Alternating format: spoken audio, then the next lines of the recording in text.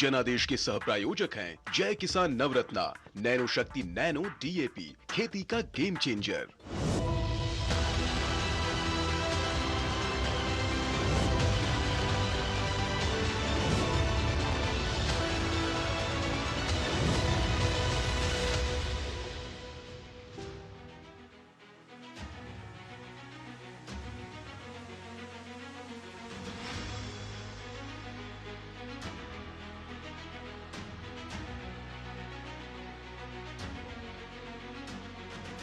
नमस्कार, आप देख रहे हैं जनादेश और हम हाजिर हैं आज 14 तारीख की सुबह पर लेके बिहार में क्या है जनता का आदेश।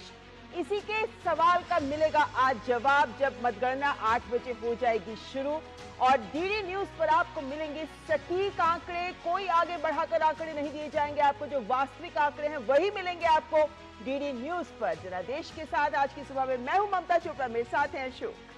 यह नमस्कार। बिहार में बाहर है, अभी सस्पेंस बरकरार है, लेकिन कुछ देर में साफ हो जाएगा बिहार में बनने वाली किसकी सरकार है। जी हाँ, 8 बजे, ठीक 8 बजे वोटों की गिनती शुरू होगी और उसके बाद सबसे पहले जो है वो पोस्टल बैलेट गिने जाएंगे और 8:30 बजे से ईवीएम खुलेगी और उसके बाद बिहार के नतीजे धीरे धीरे साफ हो जाएंगे। हम आपको लगातार बताते रहेंगे बिहार में क्या हो रहा है, क्या होने वाला है और जो हो रहा है वो दरअसल क्यों हो रहा है, क्योंकि बिहार के ये चुनाव बहुत खास है, बहुत अहम है। इन चुनावों में जिस तरह से लगातार मुद्दे, एक एक करके मुद्दे उठे, उन तमाम मुद्दों का आज रियल टेस्ट होगा।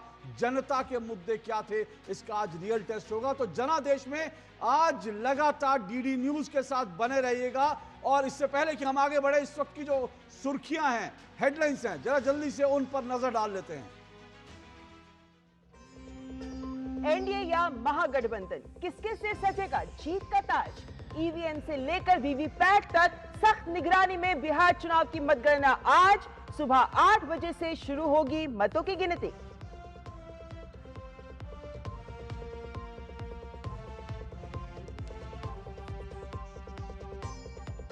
नतीजों से पहले बड़ी नेताओं की धड़कनें, नीतीश, तेजस्वी, तेज प्रताप, सम्राट चौधरी, रामकृपाल और मैथिली ठाकुर समेत कई बड़े चेहरों की तय होगी सियासी किस्मत।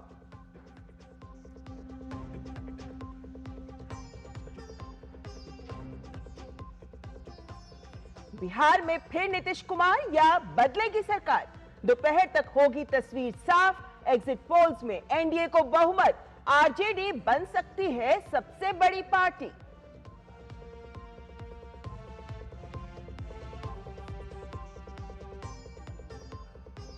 सात राज्यों की 8 विधानसभा सीटों पर उपचुनाव की मतगणना भी आज। जम्मू कश्मीर, राजस्थान, पंजाब, झारखंड, तेलंगाना, ओडिशा और मिजोरम से आएंगे नतीजे।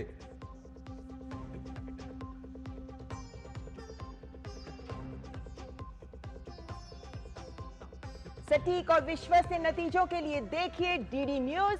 सुबह 7 बजे से जनादेश में हमारे साथ जुड़ेंगे तमाम संवाददाता और पल पल की मिलेगी हर सीट की अपडेट।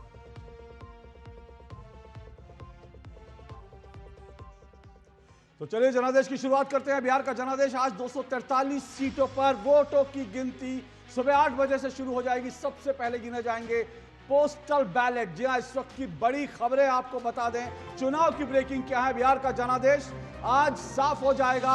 वोटों की गिनती अब से कुछ ही देर में शुरू होने वाली है। 243 सीटों पर मतगणना और 243 सीटों की काउंटिंग होगी।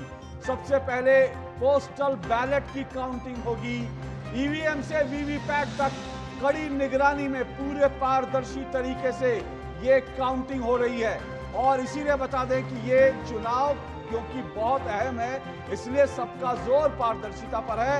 ईवीएम से वीवीपैट तक कड़ी निगरानी में वोटों की गिनती ठीक 8 बजे शुरू हो जाएगी। ये भी आपको बता दें 1951 के बाद बिहार में अब तक सर्वाधिक वोटिंग हुई है। इस बार का चुनाव इसलिए खास है क्योंकि सबसे ज्यादा पोलिंग इस चुनाव में हुई है।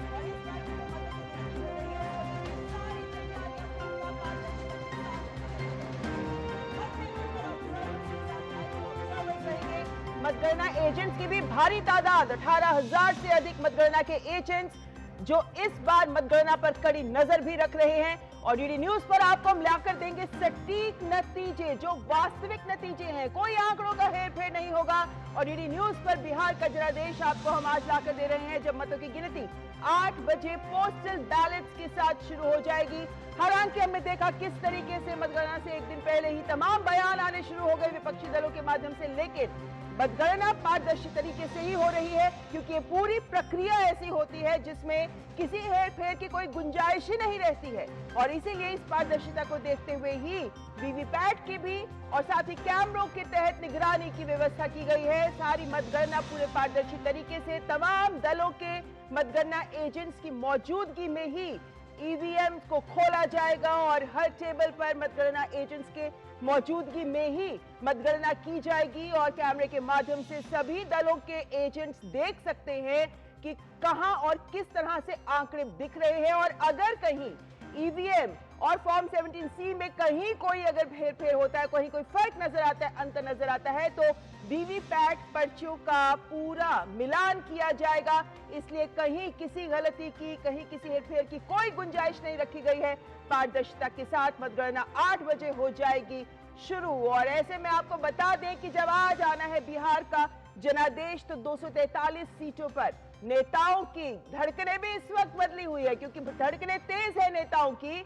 पूजा अर्चनाओं का दौर चल रहा है, जीत की प्रार्थना की जा रही है। तो तमाम नेता इस वक्त पहुंचे हैं भगवान की शरण में कि जो उन्होंने प्रचार के दौरान मेहनत की है, जिस तरह उन्होंने तमाम मतदाताओं तक अपनी आवाज, अपनी बात, अपने वायदे पहुंचाने की कोशिश की है, उसके बाद अब आज उनके लिए भी परीक्षा का परिणाम आ रहा है। आज जब मतगणना के बाद ये बात स्पष्ट हो जाएगी कि जनता ने किसकी सोच का साथ दिया, जनता ने किसको समर्थन दिया है, और उसी के आधार पर किसको मिलेगी जीत, किसके सर पर सजेगा ताज। दृश्य देख रहे हैं, मंदिरों में पूजा अर्चना का दौर शुरू हो चुका है। सुबह से ही ये विजय सिन्हा बिहार के डिप्टी सीएम हैं और इस वक्त जो है ये पूजा अर्चना में लगे हैं। और बल्कि पूजा अर्चना तो इस वक्त कल से, जब से वोटिंग खत्म हुई उसके बाद से कल से जो दृश्य आ रहे हैं, सभी नेता इस वक्त भगवान की शरण में हैं।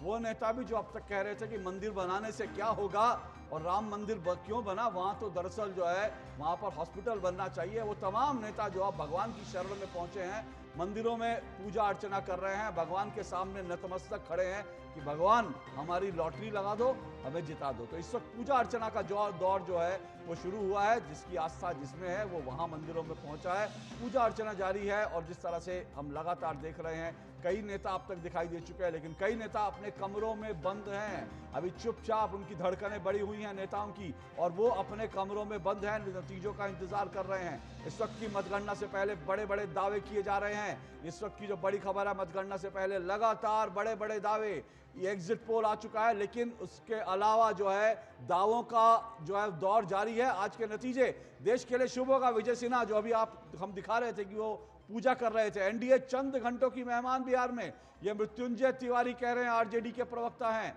मतगणना से पहले इस तरह से बड़े बड़े दावे किए जा रहे हैं, सबके अपने अपने दावे हैं, एग्जिट पोल के इतर भी सबके अपने अपने दावे हैं। और हालांकि एग्जिट पोल के नतीजे कुछ और कहते हैं। विजय सिन्हा हम आपको लगातार दिखा रहे हैं, कह रहे हैं आज के नतीजे शुभ होंगे, जो बीजेपी एनडीए की तरफ से कहा जा रहा है। और दूसरी तरफ मृत्युंजय तिवारी आरजेडी कह रही है कि एनडीए चंद घंटों की मेहमान है। और इस बीच पटना में, बिहार में पोस्टर वॉर भी शुरू हो चुकी है। तमाम जगह जगह पोस्टर लगे हैं। जो आरजेडी है, आरजेडी के दफ्तर के बाहर पोस्टर लगे हैं कि चाचा की विदाई तय है। दूसरी तरफ जेडीयू दफ्तर के बाहर पोस्टर लगे हैं कि टाइगर अभी जिंदा है।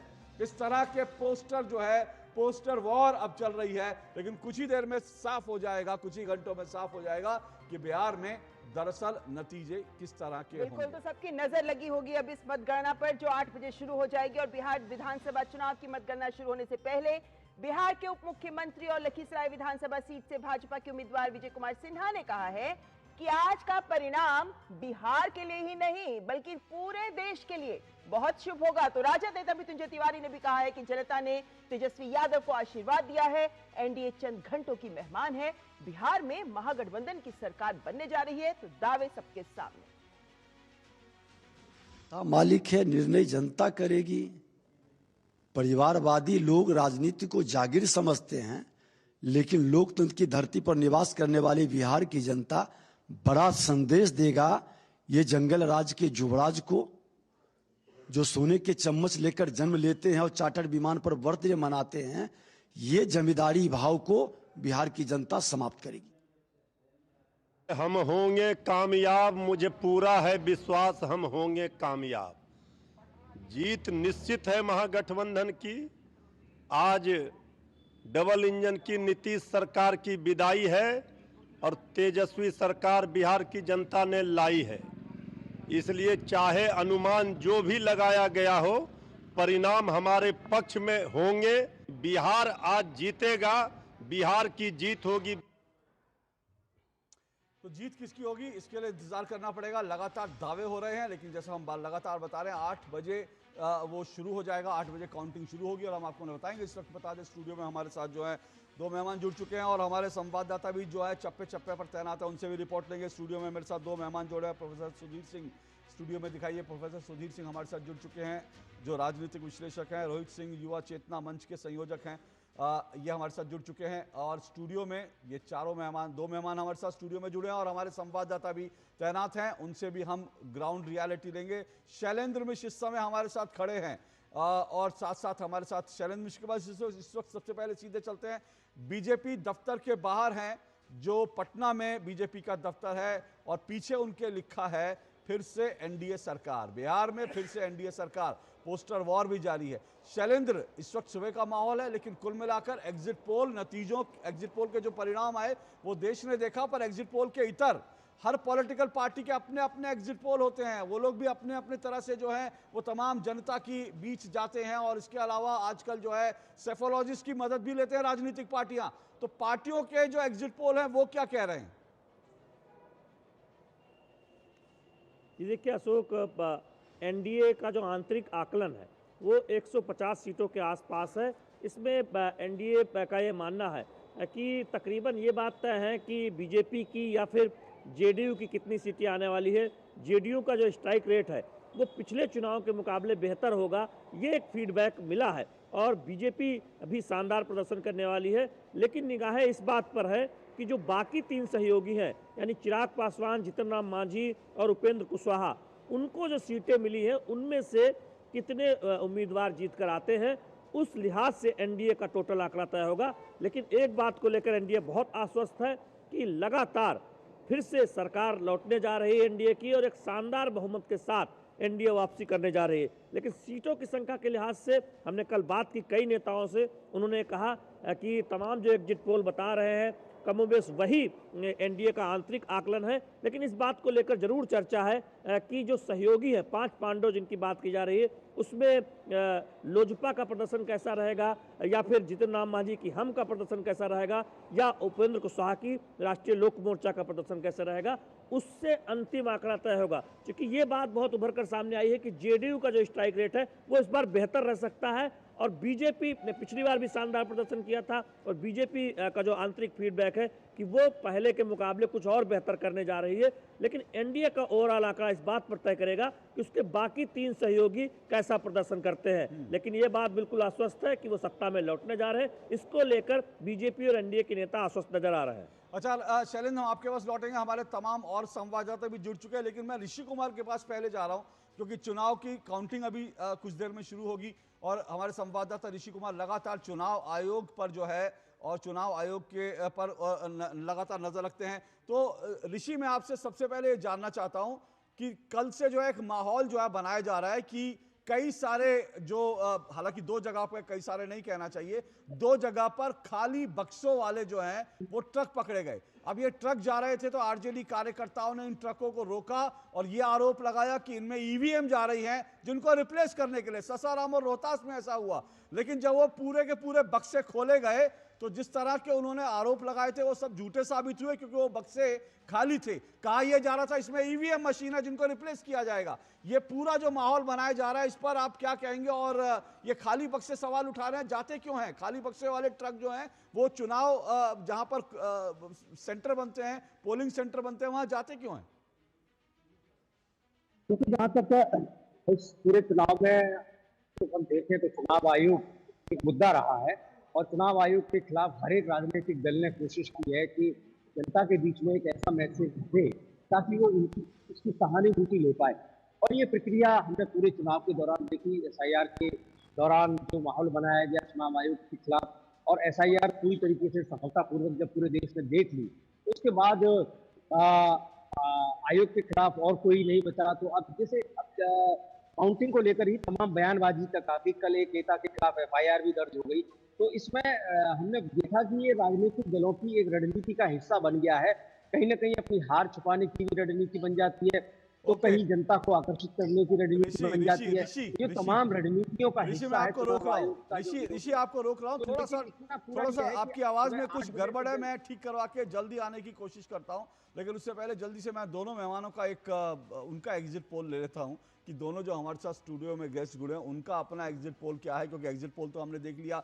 ज्यादातर एग्जिट पोल, सिर्फ एक या दो छोड़ दे तो 10-12 एग्जिट पोल जो है एनडीए की जीत दिखा रहे हैं। तो रोहित सिंह, आपका एग्जिट पोल क्या कहते हैं, और सुधीर जी आपका एग्जिट पोल क्या कहता है? जी देखिए, बिहार का जो मिजाज है वो 100% विकास, विश्वास और प्रकाश के साथ खड़ा है।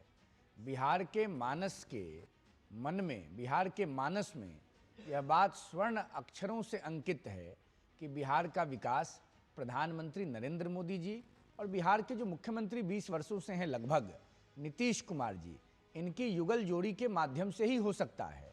और लगातार पिछले 20 वर्षों में जो राज्य के चुनाव में मुख्य मुद्दा रहा है बिहार के जनता के मन मस्तिष्क में, वह मुद्दा रहा है 1990 से 2005 तक श्रीमान लालू प्रसाद यादव जी और उनकी धर्मपत्नी श्रीमती राबड़ी देवी जी के कार्यकाल में किए गए गुंडई और अपराध का। और 100% इस बार भी बिहार की जनता ने उस 15 साल के काले अध्याय को याद करते हुए अपने मतदान का प्रयोग कर बिहार में पूर्ण बहुमत की प्रचंड जनमत संग्रह के प्रभाव से राष्ट्रीय जनतांत्रिक गठबंधन की सरकार का मार्ग प्रशस्त कर दिया है। बिहार में एनडीए की सरकार बनने जा रही है। जी कि 20 साल का कार्यकाल छोटा नहीं होता है। ऐसे में ये तो संभावना रहती है कि भाई एंटी इनकम्बेंसी कहीं तो आएगी, लेकिन जमीन पर जो रिपोर्टर्स और तमाम बातें आ रही हैं उसमें दिख रहा है कि एंटी नहीं, प्रो इनकम्बेंसी है। लेकिन राजद के दावे भी अपनी जगह है। बहुत जोर शोर से विपक्षी महागठबंधन ने अपना चुनाव प्रचार किया, पूरे वादों की फहरिस्त हमारे सामने। ऐसे में सुदीप जी क्या लगता है आपको? आपकी प्रतिक्रिया ले लो, उसके बाद हम कुछ ग्राफिक्स दिखाएंगे। देखिए, लगभग 75 लाख वोट जो है पिछले 2020 के चुनाव से ज़्यादा आया है। प्रो इनकम्बेंसी, एंटी इनकम्बेंसी दोनों इधर जा सकता है। ये तो जनता, जब तक बॉक्स बंद है तब तक क्या कहेंगे आप। लेकिन जो मुद्दे थे, और मुद्दे बड़े क्लियर थे कि जंगल राज आने हैं या जंगल राज नहीं आने, विकास होना है या झूठे वादों पर चलना है। 3 करोड़ के नौकरी का वादा था, पूरे भारत में 3 करोड़ सरकारी नौकरी नहीं है। तो बिहार जिसका 3-4 लाख करोड़ रुपया का एनुअल बजट ही है, वो कहाँ से 3 लाख नौकरी दे पाएगा। तो मुझे लगता है कि एनडीए को एक कंफर्टेबल मेजोरिटी होना चाहिए। लगभग 130 से लेके 155-60 तक एनडीए हो जाना चाहिए। 130 से 155-60 तक आप कह रहे हैं। चलिए, यहाँ पे कुछ आंकड़े आपके सामने रखना चाहेंगे कि 2020 का जो परिणाम आया था अब 2025 का है, और इस बार के चुनावों को कहा जा रहा है कि ये तस्वीर पलट सकते हैं। तो कुछ ग्राफिक्स आपके सामने रखना चाहेंगे इस वक्त, और इन ग्राफिक्स के माध्यम से भी तस्वीर समझते हैं कि पहले क्या था और अब इस बार क्या हो सकता है। क्योंकि 2020 की अगर हम बात करते हैं तो बीजेपी ने 74 सीटें अपने नाम की थी और आरजेडी मात्र 1 सीट आगे थी, वो थी 75 सीटें। जदयू के पास 43 ही सीटें आई थी। लोजपा को छोड़ दे अगर, तो कांग्रेस के पास भी 19 सीटें हैं। और हम जानते हैं जनसुराज पार्टी इस बार पहली बार खड़ी हो रही है। तो ये तमाम जो बिहार विधानसभा के नतीजे जो 2020 के थे, इसमें कहां तक इस बार क्या आंकड़े आएंगे सामने, जाहिर है 8 बजे से इसी की गिनती शुरू हो जाएगी और नजर रहेगी इसी के ऊपर। ममता, सबसे बड़ा सवाल जो है इस वक्त वो ये है कि जैसे अब ये जो आंकड़े देख रहे हैं, जो ग्राफिक्स देख रहे हैं, पिछली बार आरजेडी और बीजेपी जो है बड़ी सीटों, बड़ी पार्टी के उसमें कांटे की टक्कर थी, लेकिन आरजेडी सबसे बड़ी पार्टी बनी थी। इस बार अगर कहें तो इस बार चर्चा ये चल रही है कि भले ही एनडीए की सरकार बने, लेकिन आरजेडी सबसे बड़ी पार्टी बन सकती है, क्योंकि आरजेडी सबसे ज्यादा सीटों पर लड़ रही है ये। लेकिन आरजेडी की और महागठबंधन की जो कमजोर कड़ी है, क्या वो एक बार फिर से कांग्रेस साबित होगी? क्योंकि पिछली बार ये साबित हुआ था। मत प्रतिशत पर नजर डालनी बहुत जरूरी है, क्योंकि हम जानते हैं कि राजद को मत भी अधिक मिले थे। 1923 4% वोट राजद के हिस्से में अधिक आए थे। बीजेपी 19 पर है तो राजद 23% के ऊपर। और सीट में लेकिन यानी बहुत सारी सीटें ऐसी थी जहां बहुत करीबी मुकाबला देखने को मिला था और यही कांटे की टक्कर इस बार कही जा रही है। इस बार भी बहुत सी सीटों पर देखने को मिल सकती है जहां पे जीत का मार्जिन, बहुत कम जीत के मार्जिन से उम्मीदवार हमें जीतते हुए नजर आए। देखिए मुमताज, सवाल सबसे बड़ा है कि इस बार जो पोलिंग हुई है, और फिर से कह रहा हूं अभी तो शुरुआत हुई है, जब हमारे सामने जो तमाम आंकड़े आने शुरू होंगे, मुझे लगता है इस बार जो सबसे बड़ा विश्लेषण होगा, ये चुनाव नतीजे आने के बाद सबसे बड़ा विश्लेषण ये होगा, ये जो 8% महिलाओं ने जो ज्यादा वोट किया है, ये आंकड़ा छोटा नहीं होता। और अगर मुझे नहीं मालूम इसका विश्लेषण करना पड़ेगा, लेकिन मुझे लगता है पूरे देश में शायद ये पहला इलेक्शन होगा जहां महिला और पुरुष मतदाताओं में इतना भारी अंतर हो। 8%, मतलब ये पूरा महिलाएं जो है मिल करके हार जीत का फासला तय कर सकती है कि दरअसल कौन जीतने वाला है, कौन हारने वाला है। तो महिला वोट बिहार का किधर जा रहा है, ये सबसे बड़ा। सुधीर सिंह शायद उस पर कुछ कहना चाहते हैं। मैं एक सुधीर जी, देखिए अशोक जी, आप बिल्कुल सही कह रहे हैं। लगभग 8.5% महिलाओं ने ज्यादा मत दिया है। नीतीश कुमार और एनडीए की सरकार ने महिलाओं को एक लाभार्थी वर्ग के तौर पर और एक महिला समर्थक सरकार के तौर पर खड़ा किया है। बच्चियों को साइकिल देने की बात हो या छोटे छोटे काम के लिए वो जीविका दीदी ये हो, फिर चुनाव के कुछ ही दिन पहले 10,000 रुपया उनके अकाउंट में दिया गया। क्योंकि जदयू के नेता, हम लगातार कह रहे हैं कि नेताओं के दावे प्रति दावों से जुड़े बयान भी आ रहे हैं। जदयू के नेता भी ये बात कह रहे हैं कि महागठबंधन को जनता ने पूरी तरह नकार दिया है। राजीव रंजन ने इस जीत का दावा किया है कि एनडीए की ही सरकार बनेगी, जनता का आशीर्वाद मिल चुका है और महागठबंधन को जनता ने पूरी तरह से नकार दिया है। हालांकि जनता के आदेश, क्या दिया है जनता ने आदेश, इसके लिए हमें आंकड़ों का इंतजार करना होगा जब मतगणना 8 बजे शुरू होगी। लेकिन फिलहाल दावों को लेकर बयान लगातार आ रहे हैं। जी सुधीर सिंह जी, अपनी बात पूरी की कि महिला वोटर जो है वो इस बार जो है बड़ा इंपॉर्टेंट फैक्टर है। तो ये 8-8.5% महिलाओं ने जो ज्यादा मत दिया है पुरुषों से, ये पूरे देश के लोकतंत्र के लिए भी एक नई बात है और राज्यों के लोगों को सीखना चाहिए कि बिहार की महिलाएं राजनीतिक तौर पर कितनी सक्रिय हैं और कितने सरकार किसकी हो इसके लिए कंसर्न। मुझे लगता है बिहार की महिलाओं ने देश की महिलाओं को, देश की जनता को एक संदेश दिया है। जल्दी से सुन लेते हैं राजीव रंजन क्या दावा कर रहे हैं, क्योंकि अभी तो दावों का समय है। थोड़ी देर बाद पता चलेगा किसके दावों में कितना दम है और किसके दावे जो हैं वो फुग्गे की तरह फूट जाते हैं। इंतजार करना पड़ेगा, पर सुनते हैं इस वक्त राजीव रंजन क्या कह रहे हैं। एक प्रचंड जनादेश पक्का है। जनता का आशीर्वाद नीतीश कुमार जी की अगुवाई में एनडीए की सरकार बनाने के लिए मिल चुका है। जनता ने जांचा परखा, दोनों अलायंसेस को देखा।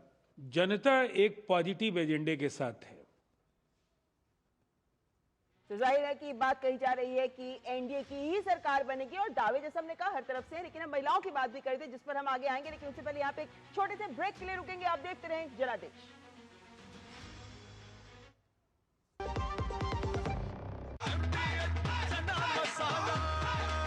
अब छोलिया हो या लोबिया, सफेद चने या काले चने, सब कुछ मजेदार बने। अरे द्रविड़ जी, आपको गैराज छोड़ दो, आइए।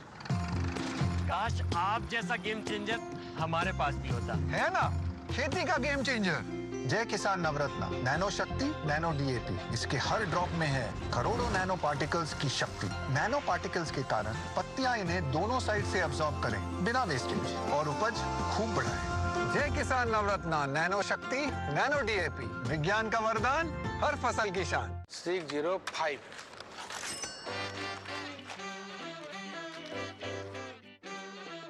बदलो बदलो आदत बदलो।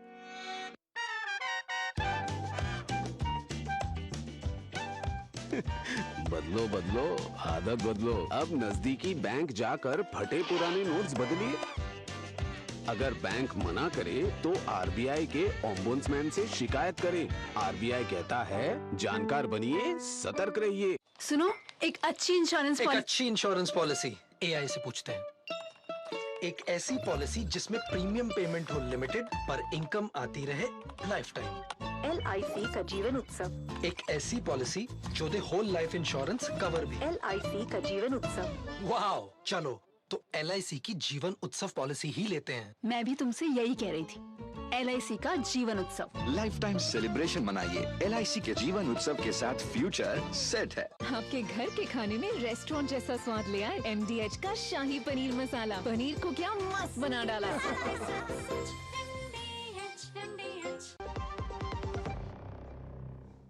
ब्रेक के बाद जनादेश में आपका स्वागत। हम लगातार आपके सामने लेकर आते रहेंगे दिन भर सटीक नतीजे जो मतगणना से जुड़े होंगे। और मतगणना बिहार की शुरू हो रही है 8 बजे पोस्टल बैलेट के साथ। लेकिन कैसे आंकड़ों के लिहाज से भी हम इसको समझ पाएंगे, कैसे अलग अलग ग्राफिक्स के माध्यम से ये तस्वीर आपके सामने हम लेकर आएंगे। सीधे चलते हैं हमारी सहयोगी कृतिका के पास।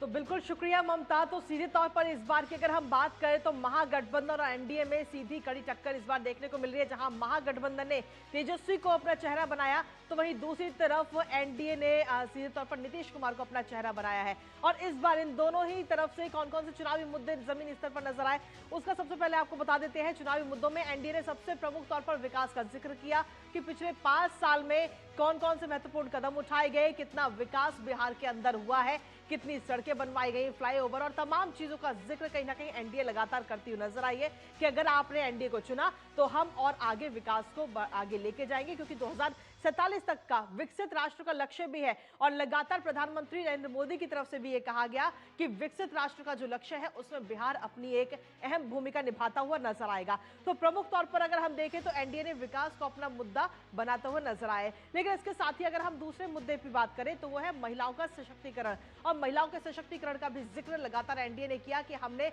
महिलाओं को कई सारे मौके दिए हैं। महिलाएं इस समय लगातार आगे बढ़ रही हैं, लखपति दीदी बन रही हैं और स्वयं जीविका चला रही हैं इस वक्त। तो किस तरीके से महिलाएं आर्थिक तौर पर भी मजबूत बन रही हैं, महिलाएं किस तरीके से मजबूत हो रही हैं, इन तमाम बातों का जिक्र एनडीए ने किया। और साथ ही जो तमाम योजनाएं खासतौर पर महिलाओं के लिए चलाई गई उनका भी जिक्र इस दौरान एनडीए ने किया है। तो महिलाओं के सशक्तिकरण का भी जिक्र इस दौरान किया है, अपने मुद्दे में शामिल किया एनडीए ने।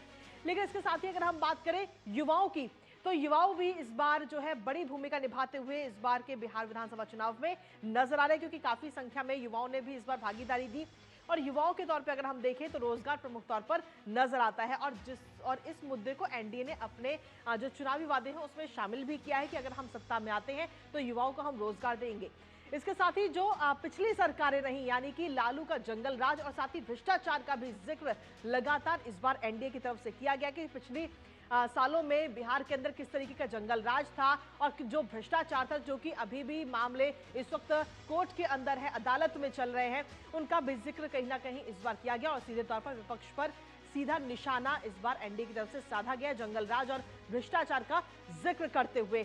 लेकिन लालू के जंगल राज के अलावा अगर हम देखें तो घुसपैठिए का मुद्दा भी इस बार बढ़ चढ़कर बिहार विधानसभा चुनाव के दौरान नजर आए, क्योंकि एसआईआर का जो मुद्दा था उसको लेकर एनडीए लगातार आगे रहा और कहा कि एसआईआर जरूर होनी चाहिए। लेकिन वहीं विपक्ष इसका लगातार विरोध करता रहा। घुसपैठियों को बाहर का रास्ता दिखाना है हमें और बिहार में अगर हम सत्ता में आते हैं तो जल्द से जल्द घुसपैठियों को बाहर किया जाएगा। तो ये तमाम चुनावी वादे एनडीए की तरफ से किए गए। लेकिन इसके साथ ही अगर हम बात करें महागठबंधन की तो महागठबंधन ने भी कई सारे चुनावी वादे किए और साथ ही सत्ता पक्ष पर हमलावर होते हुए भी नजर आए, क्योंकि इस बार महागठबंधन ने सीधे तौर पर तेजस्वी के चेहरे पर चुनाव लड़ा और बेरोजगारी प्रमुख तौर पर बेरोजगारी का मुद्दा मुख्य तौर पर रखा कि जो बेरोजगारी है बिहार के अंदर हम उसको खत्म करेंगे और बिहार के युवाओं को ज्यादा से ज्यादा रोजगार देंगे जिससे कि उन्हें बाहर ना जाना पड़े। तो बेरोजगारी के मुख्य मुद्दे पर इस बार कहीं ना कहीं महागठबंधन नजर आया, जमीनी स्तर पर लोगों के बीच में गया। और बेरोजगारी के अलावा वोट चोरी का मुद्दा भी इस बार सबसे ज्यादा नजर आया और कई तरीके के जो आरोप है वो भी चुनाव आयोग पर लगाए गए महागठबंधन की तरफ से, यहाँ तक कि कोर्ट का भी रुख किया गया इसको लेकर। लेकिन हर बार वोट चोरी के मुद्दे पर मुंह की खानी पड़ी है महागठबंधन को। हालांकि जनता इस पर क्या नतीजे पेश करेगी, जनता का क्या फैसला रहेगा, इसके लिए हमें थोड़ा इंतजार करना होगा। इसके साथ ही कानून व्यवस्था का जिक्र भी महागठबंधन इस बार करता हुआ नजर आया कि अगर हम सत्ता में आते हैं तो बिहार के अंदर कानून व्यवस्था सुचारू रूप से की जाएगी और कानून को मजबूत किया जाएगा। लेकिन इससे पहले हम जानते हैं कि सीधे तौर पर एनडीए ने जंगल राज का जिक्र किया था और भ्रष्टाचार का जिक्र किया था और इसीलिए उसके बदले में कानून व्यवस्था का ये मुद्दा महागठबंधन की तरफ से उठाया गया। इसके साथ ही जो विकास की अनदेखी है उसका भी जिक्र किया गया, क्योंकि लगातार एनडीए कह रहा है कि हमने पिछले 5 साल में बहुत विकास किया है बिहार के अंदर, लेकिन वही महागठबंधन कह रहा है कि विकास की पूरी तरह से अनदेखी हुई है। बिहार के अंदर जितना विकास होना चाहिए उसका आधा भी विकास नहीं हुआ है। महागठबंधन की तरफ से ये तमाम बातें कही गई हैं और साथ ही कहा कि अगर हम आते हैं तो विकास की अनदेखी बिल्कुल नहीं होगी। बिहार में पूरी तरीके से विकास किया जाएगा, फ्लाईओवर बनेंगे, सड़कें होंगी और तमाम चीजें। और इसके साथ ही पलायन का जिक्र भी कहीं ना कहीं महागठबंधन ने किया कि अगर युवाओं को जब बिहार के अंदर रोजगार नहीं मिलता है तो वो पलायन करते हुए नजर आते हैं, और अगर हम सत्ता में आते हैं तो रोजगार बिहार के अंदर ही युवाओं को दिया जाएगा, जिससे कि पलायन जो है वो बिहार से बाहर अब नहीं होगा और बिहार का युवा बिहार में ही रोजगार करता हुआ नजर आएगा। तो ये प्रमुख मुद्दे महागठबंधन और एनडीए के रहे। हालांकि किसके मुद्दे पर कितना भरोसा जनता ने जताया है ये अब से कुछ ही देर में साफ हो जाएगा। ममता, चलिए, ये तो तमाम मुद्दे थे। शुक्रिया कृतिका आपका। तो मुद्दों के हिसाब से तो हमने देखा, और मैंने कहा हर पार्टी अपने अपने हिसाब से मुद्दे चुनती है, लेकिन जनता के बीच मुद्दा क्या रहा और महिलाओं का वोट जिस तरह से बढ़ा, उससे एक बड़ा सवाल है कि महिला किस मुद्दे पर निकली। मैं आता हूं, लेकिन उससे पहले बता दें कि आरजेडी और जेडीयू में इस बीच जो है पोस्टर वॉर छिड़ी हुई है, जिसका मैंने जिक्र किया।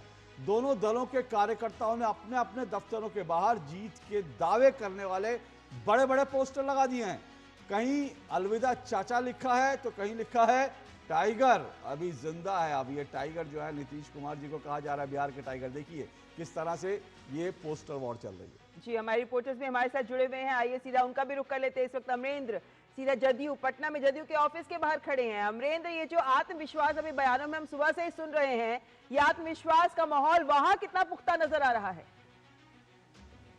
देखिए ममता, निश्चित तौर पे इस समय जो एनडीए है वो बहुत आत्मविश्वास से लबरेज है, क्योंकि कल शाम से ही हमारी कई सारे एनडीए नेताओं से बात हुई। उन सबका मानना है कि वो पूरी बहुमत के साथ सरकार बना रहे हैं, क्योंकि उनकी एक दलील है कि जिस तरह से पूरे प्रधानमंत्री नरेंद्र मोदी के चेहरे और नीतीश कुमार के सुशासन पर हमने कैंपेन किया और जनता को ये कन्विंस करने की कोशिश की कि 2025 में जो चुनाव हो रहा है ये 20 साल का सुशासन वाला राज्य जो है उसको हमें जाना है, यानी कि जो विकास है उसको विकसित बिहार की ओर आगे बढ़ाना है, और यही उनका मुख्य एजेंडा भी था। और खासकर जो महिलाओं को उन्होंने अपना विश्वास दिखाया और महिलाओं ने भी जो एनडीए पर विश्वास जताया, वो भी कहीं ना कहीं ये दिखाता है कि किस तरह से जो ये गवर्नमेंट काम कर रही थी इस समय बिहार में एनडीए की, वो उसमें महिलाओं को विश्वास है। 3 करोड़ 49 लाख जो महिलाएं थी, उन्होंने लगभग जो स्थिति थी, मेरी ग्राउंड पे बहुत सारी महिलाओं से जानने की कोशिश की कि आखिर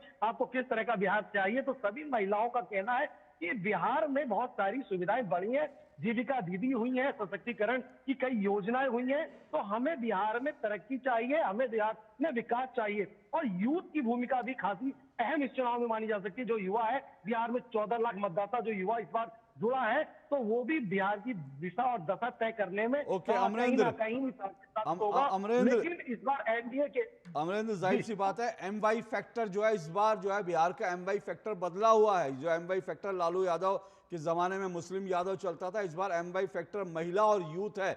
लेकिन जो सर्वे है, मैं मधुरेश आपके पास आता हूं।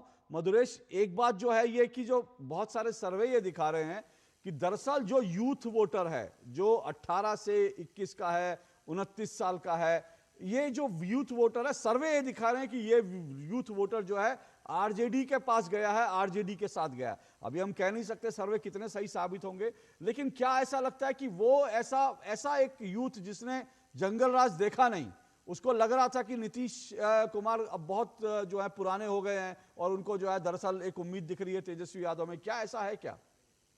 देखिए, इसमें 2-3 फैक्टर हैं जो एक साथ काम कर रहे हैं। इसमें सबसे बड़ा फैक्टर है कि तेजस्वी यादव का ये भरोसा दिलाना कि वो हर घर में एक सरकारी नौकरी देंगे, इसके साथ ही करोड़ों रोजगार के सृजन की जो बात कर रहे हैं, तो इससे कहीं ना कहीं युवा जो है वो प्रभावित हो रहे हैं। और प्रभावित होने का एक कारण ये भी है कि उन्होंने जंगल राज जो बिहार में प्रिवेल था एक लंबे वक्त तक, उसको देखा नहीं है, उसको जाना नहीं है। हालांकि ये सारे युवाओं के साथ में ऐसी स्थिति है, ये कहना बिल्कुल सही नहीं होगा, लेकिन हाँ हो सकता है कि कुछ युवा जो है वो ये आरजेडी या तेजस्वी यादव की बातों से सहमत हो और उनके साथ में उनको मतदान किया हो। हालांकि ये बात तो ईवीएम में जब काउंटिंग शुरू होगी तो पता चलेगा। दूसरी तरफ अगर हम बात करें कि शायद यही कारण है कि तेजस्वी यादव युवाओं के जान रहे हैं या समझ रहे हैं या मान रहे हैं कि उन्हें युवाओं का समर्थन मिला है, उन्हें युवाओं का वोट मिला है, इसलिए वो लगातार कह रहे हैं कि महागठबंधन की बड़ी जीत होने वाली है। और बाकायदा वो अपने शपथ ग्रहण की तारीख का भी अनाउंसमेंट कर रहे हैं कि 18 तारीख को पटना के ही गांधी मैदान में वो शपथ लेंगे। तो कहीं ना कहीं ओवरऑल में जो आरजेडी कार्यकर्ता है उनका भी वर्तमान में जोश हाई है, तेजस्वी यादव का भी जोश हाई है, क्योंकि उनका ये मानना है कि जो एग्जिट पोल अभी आ रहे हैं, जो एग्जिट पोल में आंकड़े आ रहे हैं, उससे इतर, उससे कहीं ज्यादा बड़ा आत्मविश्वास बहुत पुख्ता है। तारीखें दे दी गई थी तेजस्वी यादव के द्वारा कि भैया हम 18 नवंबर को शपथ लेंगे इत्यादि तमाम, किस तरीके से हम जनवरी तक की तारीखें तक भी दे दी गई थी। ये आत्मविश्वास दर्शाता है, लेकिन ये आत्मविश्वास इस वक्त दोनों ही गठबंधनों में नजर आ रहा है, क्योंकि बीजेपी दफ्तर की बात करें तो बिहार में भाजपा के दफ्तर में भी हलचल तेज है और वहां तो भाजपा मुख्यालय में भोजन भी तैयार हो रहा है। बिहार के थीम पर बन रहे हैं पकवान। इस वक्त की ब्रेकिंग न्यूज आप तक ला रहे हैं, जो पटना में जो भाजपा का दफ्तर है, मुख्यालय है, वहां से खबर आ रही है। क्योंकि हम देखते रहे हैं कि पहले जो कई राज्यों में इस तरीके के उदाहरण भी आते रहे हैं कि भाई थोड़ा एहतियात बरतती है तमाम दल कि पता नहीं किस करवट बदल जाएगा चुनाव परिणाम। लेकिन इस बार बिहार में एनडीए की ओर से पूरा आत्मविश्वास जो इस खबर से झलकता है कि वहां पर बिहार के जो भोजन है, जो वहां के मशहूर पकवान है, वो बनने भी शुरू हो गए। आप देख लीजिए, जलेबियां बन रही है, लड्डू बन रहे हैं और तमाम अन्य पकवान जो बिहार से संबंधित पकवान है। तो ये मुख्यालय में हलचल तेज है, दिखाते हैं आत्मविश्वास। नहीं, मुझे लगता है जलेबियां कुछ जल्दबाजी में बन रही हैं ममता, क्योंकि देखिए जलेबी के जले जो है राहुल गांधी हैं, उनको जलेबी ने जिस तरह से जलाया था, अब उसके बाद इस वक्त नतीजे आने से पहले जलेबियां बनने लगे, तो मुझे लगता है थोड़ा सा जल्दबाजी है ये। क्योंकि कई बार हमने पिछली बार भी देखा था, पिछली बार भी आरजेडी ने जो है लड्डू अपने दफ्तर में मंगा लिए थे, रसगुल्ले मंगवा लिए थे, लेकिन अल्टीमेटली तो, लेकिन ये ठीक है, अपने कार्यकर्ता तो हैं, उनके लिए भी कुछ ना कुछ इंतजाम करना है। क्योंकि पॉलिटिकल पार्टियों के दफ्तरों पर जो है इस वक्त जो है मेले जैसा माहौल है, क्योंकि तमाम पार्टियों के दफ्तर पर सब कार्यकर्ता पहुंचे हुए हैं, तो मेले का माहौल है। कार्यकर्ताओं को भी कुछ खिलाना है। लेकिन अब देखना यह है कि दोपहर 12 बजते कौन से दफ्तर जो है खाली हो जाते हैं, क्योंकि हम देखते हैं कि कई दफ्तर जो है 12 बजते खाली हो जाते हैं, वहां ताला लग जाता है, कार्यकर्ता मायूस होकर वापस लौट जाते हैं। राजेश राज के पास चल रहे हैं। राजेश राज दिल्ली में, राजेश राज आप सुन पा रहे हैं? राजेश राज जो है दिल्ली में बीजेपी मुख्यालय पर हैं। दिल्ली बीजेपी मुख्यालय में आत्मविश्वास की बात है, बॉडी लैंग्वेज की हम लगातार बात करते हैं, लेकिन कुल मिलाकर क्या यहां पर भी उतना ही आत्मविश्वास है कि बिहार में एक बार फिर से उनकी सरकार आ रही है एनडीए की? देखिए, भारतीय जनता पार्टी का जो दीनदयाल उपाध्याय का जो मुख्यालय है, वहां पर हमेशा से आपने देखा होगा कि तैयारियां मुकम्मल रहती हैं। जब कभी भी किसी भी राज्य में जब मतदान का काम पूरा होता है और मतगणना का काम चलता है, तो मीडिया के लिए खास तौर पर जो है वो तमाम उनके लिए अलग अलग जो है वो उनके कैमरे लगाने के लिए, गेस्ट को लाइनअप करने के लिए अलग अलग व्यवस्था किए जाते हैं और नाश्ते की व्यवस्था भी रहती है। तो वो व्यवस्था इस बार भी साफ तौर पर दिखाई पड़ रही है और भारतीय जनता पार्टी बिल्कुल उत्साह से लवरेज है। बीजेपी को ये भरोसा है कि बिहार में डबल इंजन की सरकार जो है वो फिर से रिपीट होने वाली है। एग्जिट पोल के अगर नतीजों की बात करें अशोक, तो एग्जिट पोल के नतीजे जो हैं उसको लेकर जहां महागठबंधन उसे झुठलाता हुआ नजर आ रहा है, वहीं एनडीए के जो नेतागण हैं वो एग्जिट पोल पर अभी कुछ देर पहले मंडी हाउस में ही जो महागठबंधन के निर्दलीय सांसद हैं पप्पू यादव, उनसे जब मैंने ये सवाल पूछा कि आखिर सीमांचल में ही तेजस्वी यादव का रथ पिछली बार रुक गया था, 110 सीटें आने के बाद वो चुनाव हार गए और एनडीए ने सरकार बना ली, तो पप्पू यादव ने कहा कि सीमांचल में इस बार किसी भी तरह के मुस्लिम वोटों का बंटवारा जो है वो नहीं हुआ है और इकरा हसन चौधरी, चाहे इमरान प्रतापगढ़ी जैसे नेता जो हैं वो मुस्लिम मतदाताओं को महागठबंधन के लिए एकजुट करते हुए नजर आए। अब देखना होगा कि कितना इसका इम्पैक्ट होता है अशोक। लेकिन दरभंगा, मधुबनी, पूर्णिया, किशनगंज, अररिया, इन इलाकों में ही जो कभी आरजेडी का गढ़ हुआ करता था, इन्हीं इलाकों में आकर 110 सीटें मिलने के बावजूद तेजस्वी यादव का विजय रथ यहां पर आकर रुक गया था। तो कहीं ना कहीं सीमांचल इस बार फिर से गेम चेंजर साबित हो सकता है। सीमांचल पर दोनों दलों के, दोनों गठबंधन के लोगों की नजरें टिकी रोहित हुई सिंह, है कि ओके, सीमांचल क्या कुछ जनादेश देता है। ओके, रोहित ओवैसी की सिंह, पार्टी ने 5 जी। सीटें जीत ली थी। जी जी, आप बिल्कुल दुरुस्त फरमा रहे हैं। जो सीमांचल है इंपॉर्टेंट है, वहां पर बीजेपी घुसपैठ का और एसआईआर को लेकर सबसे ज्यादा हलचल जो है सीमांचल में देखी गई थी। और सीमांचल के जो तमाम डिस्ट्रिक्ट थे वहां हमने देखा जितना कुल मतदाता है, जितना कुल लोग हैं, उससे ज्यादा, कहीं ज्यादा वहां पर आधार कार्ड बने हुए थे। और बीजेपी कह रही थी ये घुसपैठिए जो है यहां से, और इसीलिए एसआईआर का विरोध हो रहा था। रोहित सिंह, सीमांचल में जो है अलग तरह की राजनीति है। पिछली बार डेंट मारी थी जो है असदुद्दीन ओवैसी ने सीमांचल में आरजेडी को, लेकिन इस बार जो है लोग कह रहे हैं कि शायद असदुद्दीन ओवैसी का उतना असर ना हो। इस बार मुस्लिम वोटों को लगता है कि भाई हमको जो है महागठबंधन के साथ जाना ज़्यादा सेफ है।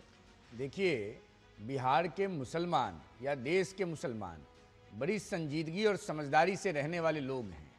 क्या बिहार के मुसलमानों को इस बात की जानकारी नहीं है कि अब्दुल बारी सिद्दीकी जो उनके कौम के इतने बड़े नेता हैं, उनको श्रीमान लालू प्रसाद यादव जी ने अपने परिवार का स्टेपनी बना के रखा है, उसके अलावा कोई सम्मान नहीं दिया है। 2010 के चुनावी नतीजों का अगर विश्लेषण आप, हम और या बिहार और देश करेगा तो याद कीजिए, कोसी और सीमांचल जो कन्विक्टेड लालू प्रसाद यादव जी का गढ़ माना जाता था, वहाँ चारों खाने चित हो गई थी राष्ट्रीय जनता दल।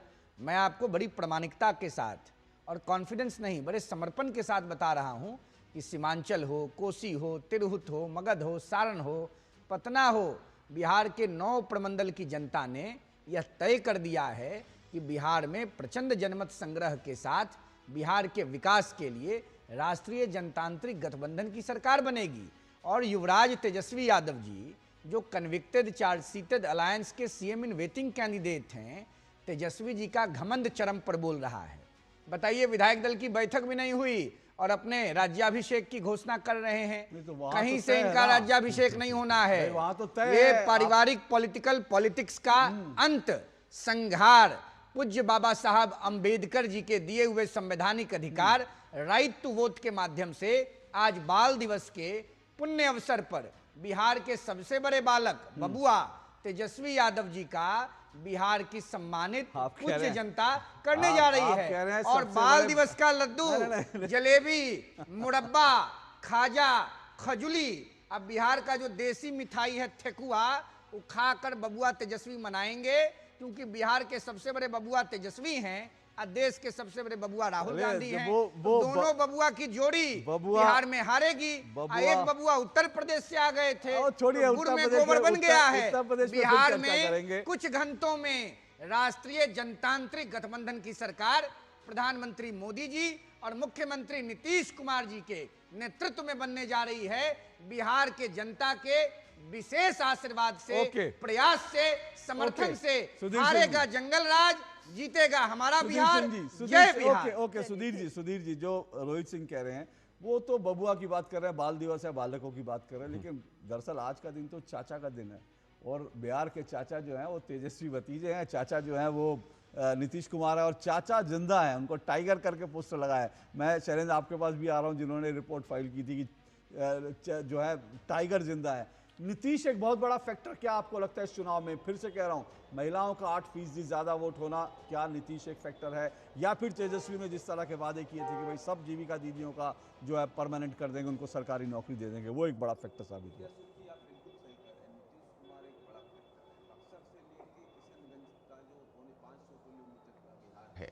उसमें नीतीश कुमार के लिए कहीं कोई विरोध नहीं है, फैटीक नहीं है।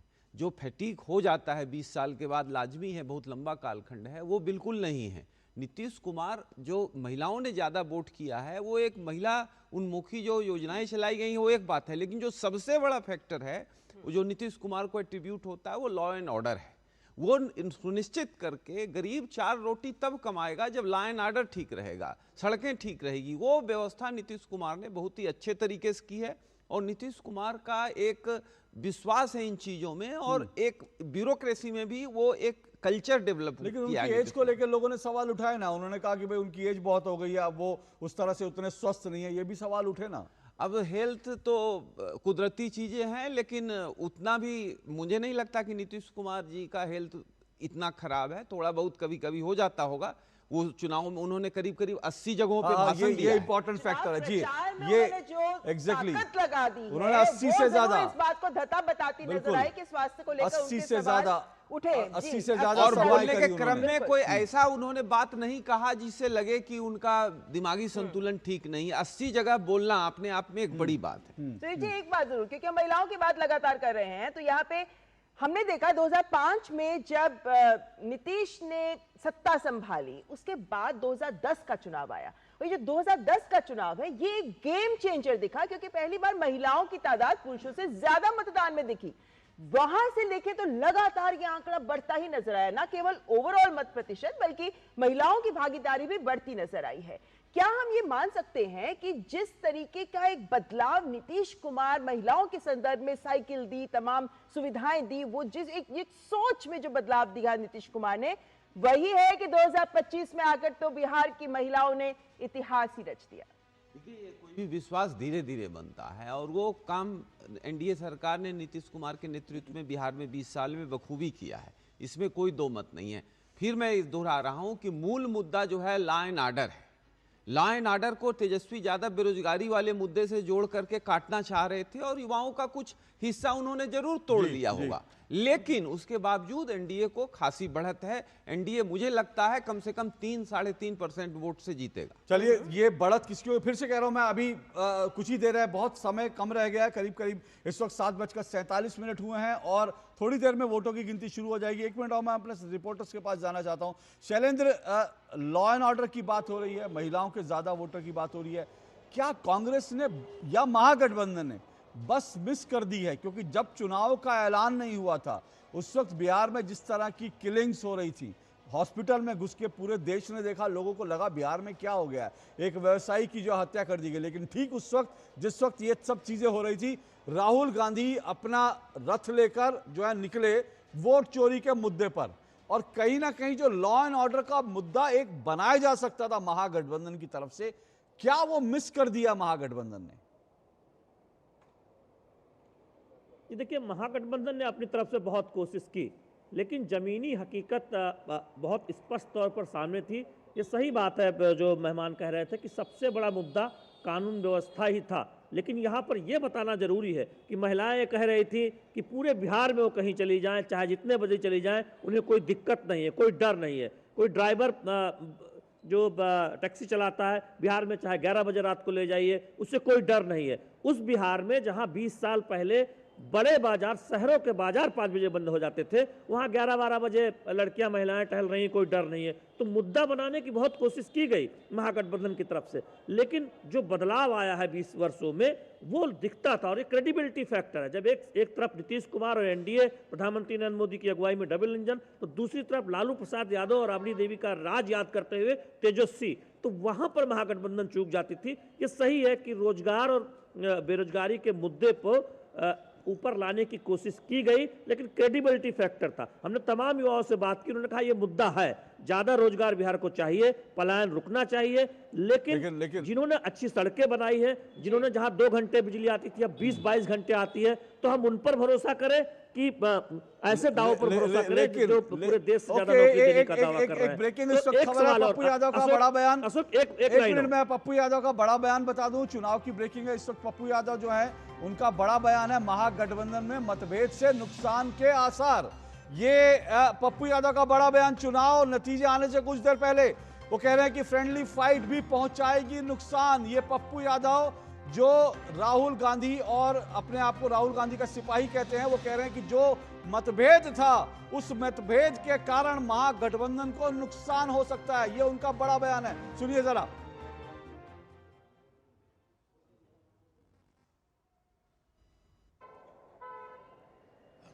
हम लोगों का गठबंधन में जो कुछ भूल हुई, जिसमें हम 22 सीट हमारा मैं समझता हूं कि हम वैसे ही गंवा दिए 22 सीटों को। कांग्रेस को यदि इस तरीके से किया होता तो आप इसको समझिए कि किस तरीके का और सीट मिली होती, अच्छी सीट। कांग्रेस तो चुनाव ही लड़ी 36-37 सीटों पर। क्या लगता है कि गठबंधन की गांठ जो उलझती चली गई उसकी वजह से कुछ नुकसान कुछ ये जो एग्जिट पोल है, कुछ नुकसान उसी तरीके से हुआ, ये मैं आपको बता दूं। नुकसान नहीं हुआ, मैं आज भी कह रहा हूं कि सरकार महागठबंधन की बनेगी। तेजस्वी यादव के नेतृत्व में मुकेश सहनी, दलित और माइनॉरिटीज के लोग डिप्टी सीएम बनेंगे। सरकार बनेगी तो क्या पप्पू यादव और तेजस्वी यादव दोनों के रिश्ते सामान्य हो गए हैं और पप्पू यादव की भूमिका? नहीं, मैं तो बहुत क्लियर हूँ। कांग्रेस ने जो वर्कर वाली भूमिका दी और जो जिम्मेदारी तेजस्वी यादव को मुख्यमंत्री बनाने में जो एक दायित्व और जिम्मेदारी मेरी थी, मैंने उसको एक माँ और बेटे की तरह मैंने निभाया है और सीमांचल ने अपने बेटे पर, कोसी ने भरोसा किया है। तो ये तो पप्पू यादव थे, लेकिन इंटरेस्टिंग बात ये भी बता दूं, अपने आप को सिपाही कह रहे उनको जो काम मिला वो किया, लेकिन सच बात तो यह है कि ठीक चुनाव के बीच में पप्पू यादव का एक बयान आया था। उन्होंने एक टेलीविजन चैनल में ये कहा कि मेरा प्यार एक तरफा है कांग्रेस से और मुझे कांग्रेस में कोई पूछता नहीं। ये पप्पू यादव ने चुनाव के बीच पर जो है ये बात कही थी और अब वो कह रहे हैं कि जीतेंगे हम, लेकिन 22-23 सीटों का नुकसान हो चुका है हमें चुनाव में। अगर 22-23 सीटों का नुकसान सही बात है तो फिर कैसे जीतेगा महागठबंधन, ये बड़ा सवाल है। लेकिन उससे पहले कि आगे बढ़े, बता दें अयोध्या में चुनाव परिणाम से पहले जो तमाम संत हैं अयोध्या में वो पूजा पाठ कर रहे हैं। ये आप दृश्य देखिए, पूजा पाठ चल रहा है अयोध्या में। बिहार के चुनाव है लेकिन पूजा पाठ अयोध्या में चल रहा है और एनडीए की जीत के लिए पूजा पाठ चल रहा है। प्रधानमंत्री नरेंद्र मोदी नीतीश कुमार के तस्वीरों के साथ और अयोध्या में, क्योंकि इस चुनाव में कहीं ना कहीं अयोध्या एक मुद्दा बन गया था। अयोध्या एक मुद्दा बना क्योंकि खेसारी लाल यादव और आरजेडी की तरफ से यह कहा गया कि अयोध्या में राम मंदिर बनाने की जरूरत क्या थी, वहां तो हॉस्पिटल बना देना चाहिए था। इसलिए अयोध्या के मुद्दे की गूंज भी बिहार में सुनाई दी और अब जो है बिहार नतीजे आ रहे हैं तो फिर अयोध्या में वहां पूजा पाठ चल रहा है कि एनडीए की सरकार बने। जी बिल्कुल, तो पूजा अर्चना चल रही है, नेता भी मंदिरों में पहुंच रहे हैं। ये दृश्य हम आपको सुबह से ही दिखा रहे हैं क्योंकि दोनों ओर से इस वक्त दावे प्रतिदावे यही किए जा रहे हैं कि सरकार तो हमारी ही बनेगी। पप्पू यादव की बात अभी हमने सुनी। हालांकि महागठबंधन क्या सरकार बना पाएगा या फिर एनडीए ही 20 के बाद अगले 25 साल तक का नीतीश कुमार को मुख्यमंत्री पद भी मिल पाएगा, ये तमाम ऐसे सवाल हैं जो हमारे सामने, जिनके जवाब हाजिर हो जाएंगे जब 8 बजे मतगणना शुरू होगी। लेकिन हमारे साथ मेहमान भी इस वक्त बने हुए हैं। रोहित जी, ये बात लगातार कही जा रही है कि भाई बहुत सारा काम किया है नीतीश कुमार ने। अगर इतना काम किया ही है तो फिर ऐसा क्यों है कि चुनावों से एन पहले इतनी सारी योजनाओं की घोषणा करनी पड़ गई और 10,000 रुपए महिला उद्यमियों के खातों में देने पड़ गए। लगभग जुलाई से अगर हम देखते हैं तो 20 से अधिक ऐसी योजनाएं हैं जो महिलाओं के साथ साथ ईबीसी ओबीसी को लेकर टारगेट करते हुए ही घोषणा की गई। देखिए, जो लोग आरोप लगा रहे हैं उन्होंने 15 सालों में कोई काम तो किया नहीं। उनके राज्य में उनके जो नेता थे कन्विक्टेड लालू जी कहते थे कि सड़क मत बनाना, नहीं तो जनता तुरंत पुलिस थाने पहुंच जाएगी, मुख्यमंत्री के निवास पहुंच जाएगी, कलेक्टर के यहाँ पहुंच जाएगी, अस्पताल मत बनाना, गांव में लोगों को मरने दो। पिछले 20 वर्षों के कार्यकाल में राष्ट्रीय जनतांत्रिक गठबंधन की सरकार ने बिहार में ऐसी स्थिति पैदा की कि किशनगंज, जो बिहार का बिल्कुल दूर, बहुत दूर है, सुदूर इलाका, बांग्लादेश की सीमा, वहां से पटना पहुंचने में 3.5-4 घंटा लगता है। तो बिहार में जो विकास की गंगोत्री प्रवाहित हुई और माताओं, बहनों और बेटियों के लिए जो काम नीतीश कुमार जी और भारतीय जनता पार्टी के गठबंधन की सरकार ने पिछले 2 दशक में किया है, वो देश के लिए एक मॉडल है। चाहे लड़कियों को साइकिल दिया गया हो, वस्त्र दिया गया हो। जब हमारे घर की बच्चियां गांव में साइकिल का रेला लेकर निकलती रहीं और नीले कपड़े में काफिला निकलता था तो लोग कहते थे देखो माता सीता के घर की लड़कियां विद्यालय जा रही हैं। तो बिहार में बेटियों के लिए, माताओं के लिए, बहनों के लिए अद्भुत काम किया गया। लालू जी के राज में, राबड़ी जी के राज में, राबड़ी जी एकमात्र महिला मुख्यमंत्री रही बिहार की, और उनके राज में बेटियों को, बहनों को, माताओं को जो प्रताड़ना झेलनी पड़ी है, उसी का परिणाम है कि बार बार बिहार में एनडीए सरकार के गठन के लिए बिहार की बेटी, बहन और माँ आगे बढ़कर वोट करती हैं। और बिहार तो माता सीता का नैहर है, सीता हम लोग की फुआ है। सीता जी का मंदिर आज तक लालू यादव ने, राबड़ी जी ने बनने नहीं दिया। सीता जी के ससुराल अयोध्या में राम जी का भव्य घर बन गया, मंदिर बन गया। लालू परिवार का एक छोटा बच्चा भी जाकर दर्शन नहीं किया। सीता जी का भव्य मंदिर, राम जी के मंदिर बनने के बाद प्रधानमंत्री मोदी जी के साथ, नीतीश जी के साथ बनना शुरू हो गया। आदरणीय गृह मंत्री जी जाके पूजा कर दिए, लेकिन लालू जी और राबड़ी जी को इसकी चिंता नहीं हुई। इन्हीं कारणों से बिहार की महिलाओं ने, बिहार के बच्चों ने हर वर्ग के लोगों ने, चाहे वो किसी भी जाति के हों, ओके। अगड़ा हो, पिछड़ा हो, दलित हो, महादलित हो, अति पिछड़ा हो, मुसलमान हो, सब लोगों ने बढ़ चढ़कर बिहार के विकास के लिए एनडीए की सरकार बनाने जा रहे हैं। इसका जो आप दावे कर रहे हैं थोड़ी देर में सब हकीकत देख लीजिएगा। हाँ बिल्कुल बिल्कुल एनडीए सरकार बनेगी, एकदम चलिए, कोई डाउट नहीं है, जनता खड़ी है मोदी जी और नीतीश जी के साथ। चलो जी 8 बजे से मतगणना शुरू होनी है, उससे पहले यहाँ पर एक छोटा सा ब्रेक लेते हैं, ब्रेक के बाद हाजिर होते हैं और फिर इस चर्चा को आगे बढ़ाएंगे, क्योंकि 8 बजे का इंतजार है जब मतगणना की बिहार में शुरुआत होगी, जिसके बाद रुझानों के बाद तस्वीर स्पष्ट हो जाएगी कि बिहार की सत्ता पे कौन बैठेगा। फिलहाल वक्त एक ब्रेक का।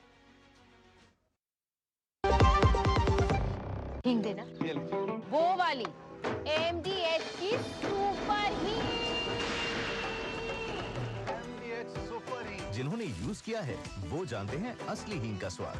MDH सुपर हींग, शुद्धता का असली तड़का। असली मसाले सच सच MDH।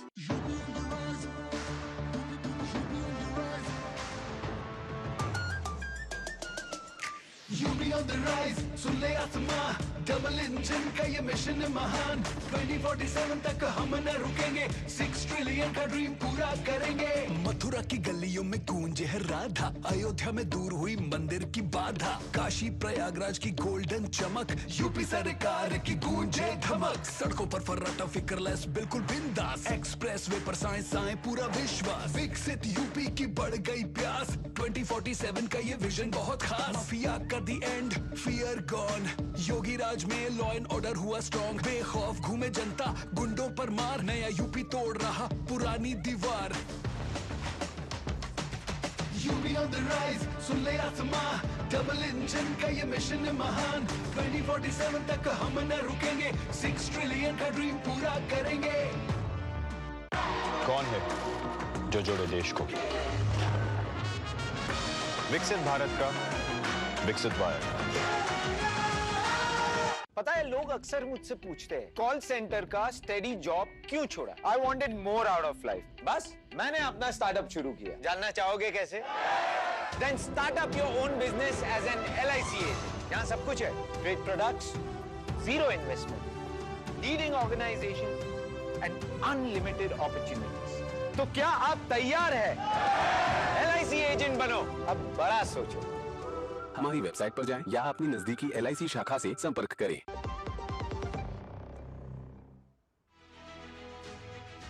तो जनादेश आप देख रहे हैं और बिहार के चुनाव नतीजों का दिन है। आज बहुत बड़ा दिन बिहार के लिए, न सिर्फ बिहार के लिए, देश के लिए। और आज इससे पहले कि वोटों की गिनती 3 मिनट में वोटों की गिनती शुरू हो जाएगी, पर इस बीच जेडीयू ने जीत का बड़ा दावा किया है। सोशल मीडिया एक्स पर पोस्टर शेयर किया गया है जेडीयू की तरफ से और जीत का दावा किया गया है। जेडीयू ने कुछ कहा, कुछ घंटों का इंतजार, आ रही है सुशासन सरकार। ये जेडीयू ने, नीतीश कुमार की पार्टी ने पोस्ट किया है, जेडीयू ने जीत का दावा करते हुए कि कुछ घंटों का इंतजार, आ रही है सुशासन सरकार। और सुशासन बाबू नीतीश कुमार को कहा जाता है और इसीलिए जेडीयू ने जीत का दावा किया। नीतीश कुमार की तस्वीर लगाकर दावे भी कुछ बड़ा रूप लेते नजर आ रहे हैं, क्योंकि जदयू के डॉक्टर प्रेम कुमार जो सरकार में मंत्री हैं, उन्होंने ये दावा किया है कि 200 से ज्यादा सीटें आएंगी एनडीए के पास। सुदीप जी, क्या अति विश्वास लगता है ये? मैं मानता हूं व्यक्तिगत तौर पर कि 130 से 155 के आसपास एनडीए को रहना चाहिए और 80 से 95 के बीच महागठबंधन को रहना चाहिए। वैसे मुझे समझ में नहीं आता कि ऐसे समय पे, जबकि अब कुछ ही देर में वोट, ऐसे समय में ऐसे दावे, बड़े बड़े दावे नहीं करने चाहिए किसी भी पार्टी को, लेकिन ठीक है, सबके अपने अपने दावे होते हैं। और मधुरेश, यहाँ पर एक बात लगातार चल रही थी क्रेडिबिलिटी फैक्टर की, पर नीतीश जो तेजस्वी यादव और आरजेडी ये दावा करते हैं भाई क्रेडिबिलिटी जो है तेजस्वी यादव की रोजगार देने में बहुत बड़ी क्रेडिबिलिटी है। वो कहते हैं कि देखिए, जैसे ही वो नीतीश कुमार के साथ आए, उन्होंने जो है 2-4 लाख जो है सरकारी नौकरियां दे दी, तो अब वो कहते हैं कि इस बार भी वो हर घर को सरकारी नौकरी देंगे। क्या ये क्रेडिबिलिटी फैक्टर नीतीश कुमार युवाओं के बीच बनाने में कुछ हद तक कामयाब हुए? और देखिए, सबसे बड़ी बात है कि अगर तेजस्वी यादव के दावों की बात करें तो वो जितने दावे कर रहे हैं, अगर टर्म्स ऑफ इकोनॉमिक्स में देखें तो वर्तमान में जो बिहार का बजट है उससे तिगुना चौगुना उनके वादों को पूरा करने के लिए बजट चाहिए, जो कि वर्तमान में तो पूरा होता हुआ नहीं दिख रहा है। दूसरी तरफ बात करें पिछले नौकरियों की, उनका ये अगर कहना है कि उनके तेजस्वी यादव के नीतीश कुमार के साथ आने के बाद जो नौकरी मिली है, तो उसमें भी तो इस एक वक्त की छोटा रुकना करेक्शन चाहेंगे है। मधुरेश, इस वक्त की करेक्शन ब्रेकिंग न्यूज जनता के सामने रखना चाहेंगे क्योंकि घड़ी में 8 बज गए हैं और ये है वो वक्त जब बिहार में मतगणना की शुरुआत हो रही है। पोस्टल बैलेट सबसे पहले गिने जाएंगे और उसके बाद कुछ ही देर में सामने आ सकता है पहला रुझान। तो आज बिहार की जनता का क्या है, वहां के नेताओं के लिए, दलों के लिए आदेश हो जाएगा स्पष्ट। लेकिन 8 बज चुके हैं और अब मतगणना शुरू हो रही है। ईवीएम से लेकर वीवीपैट तक कड़ी निगरानी रखी जा रही है। हम बता दें आपको कि इस बार की इस मतगणना पर खास नजर इस वजह से भी है कि इस बार बिहार की जनता ने जब मतदान किया तो सारे रिकॉर्ड्स को धता बताते हुए 1951 के बाद सबसे अधिक वोट प्रतिशत दिया, जिसमें महिलाओं ने तो पूरे देश के सामने उदाहरण रख दिया। और इसी वजह से सबकी नजर इस बात पर है कि ये बढ़ा हुआ मत प्रतिशत आखिर किसके पक्ष में जाएगा। और अब चूंकि मतगणना शुरू हो रही है तो हर टेबल पर ऑब्जर्वर्स, माइक्रो ऑब्जर्वर्स हैं। 18,000 से अधिक मतगणना एजेंट्स हैं जो इस मतगणना पर नजर रख रहे हैं। और 8:30 बजे ईवीएम से गिनती शुरू हो जाएगी। तो शुरू का जो आधा घंटा है वो पोस्टल बैलेट्स के लिए रखा गया है, जिसमें सर्विस वोटर्स भी हैं, दिव्यांगजन भी हैं, 80 वर्ष से अधिक की उम्र के मतदाता भी हैं जिन्होंने घर से बैठ के वोट दिया। तमाम पोस्टल बैलेट्स के जो लोग हैं उन सभी को की जो गिनती है वो अब शुरू हो चुकी है। और पोस्टल बैलेट्स का भी अच्छा आधार है, अच्छी आंकड़ा है उसका। और इसी वजह से ये बात मानी जाती है कि इनका भी असर परिणामों पर बहुत अधिक पड़ सकता है। हमारे साथ अक्षय राव जी जो चुनाव आयोग में ही डीजी रह चुके हैं, वो हमारे साथ जुड़ गए हैं। अक्षय जी, मतगणना शुरू हो रही है, पोस्टल बैलेट से शुरुआत, सबसे पहले ये बताइए कि किस तरीके से ये आगे बढ़ेगी। नमस्कार। काउंटिंग का डेट है और काउंटिंग का प्रोसीजर जो है पूरा एक कानून के तरीके से और प्रबंधन के तरीके से हमेशा हम लोगों ने देखा है, हर जगह में कभी भी प्रॉब्लम नहीं होता है। और क्योंकि उसका जो कॉरिडोर है ईवीएम को लेके काउंटिंग सेंटर तक, वो एकदम सिक्योर्ड होता है और सबका निगरानी होता है। खास करके जो पार्टीज कंटेस्ट करते हैं उनको भी उसके ऊपर निगरानी रखने का पूरा स्कोप दिया जाता है। और भी नहीं, जब से जैसे कि पोलिंग स्टेशन से खत्म होने तक चुनाव, जो पोलिंग खत्म होने से पहले फेज 1 फेज 2 वो कैसे ईवीएम आया और कहाँ रहा, उसके बल्कि वहां तक है कि वहां अगर वो लोग तैनात रहना चाहते हैं पॉलिटिकल पार्टीज, उनको भी रखा जाता है।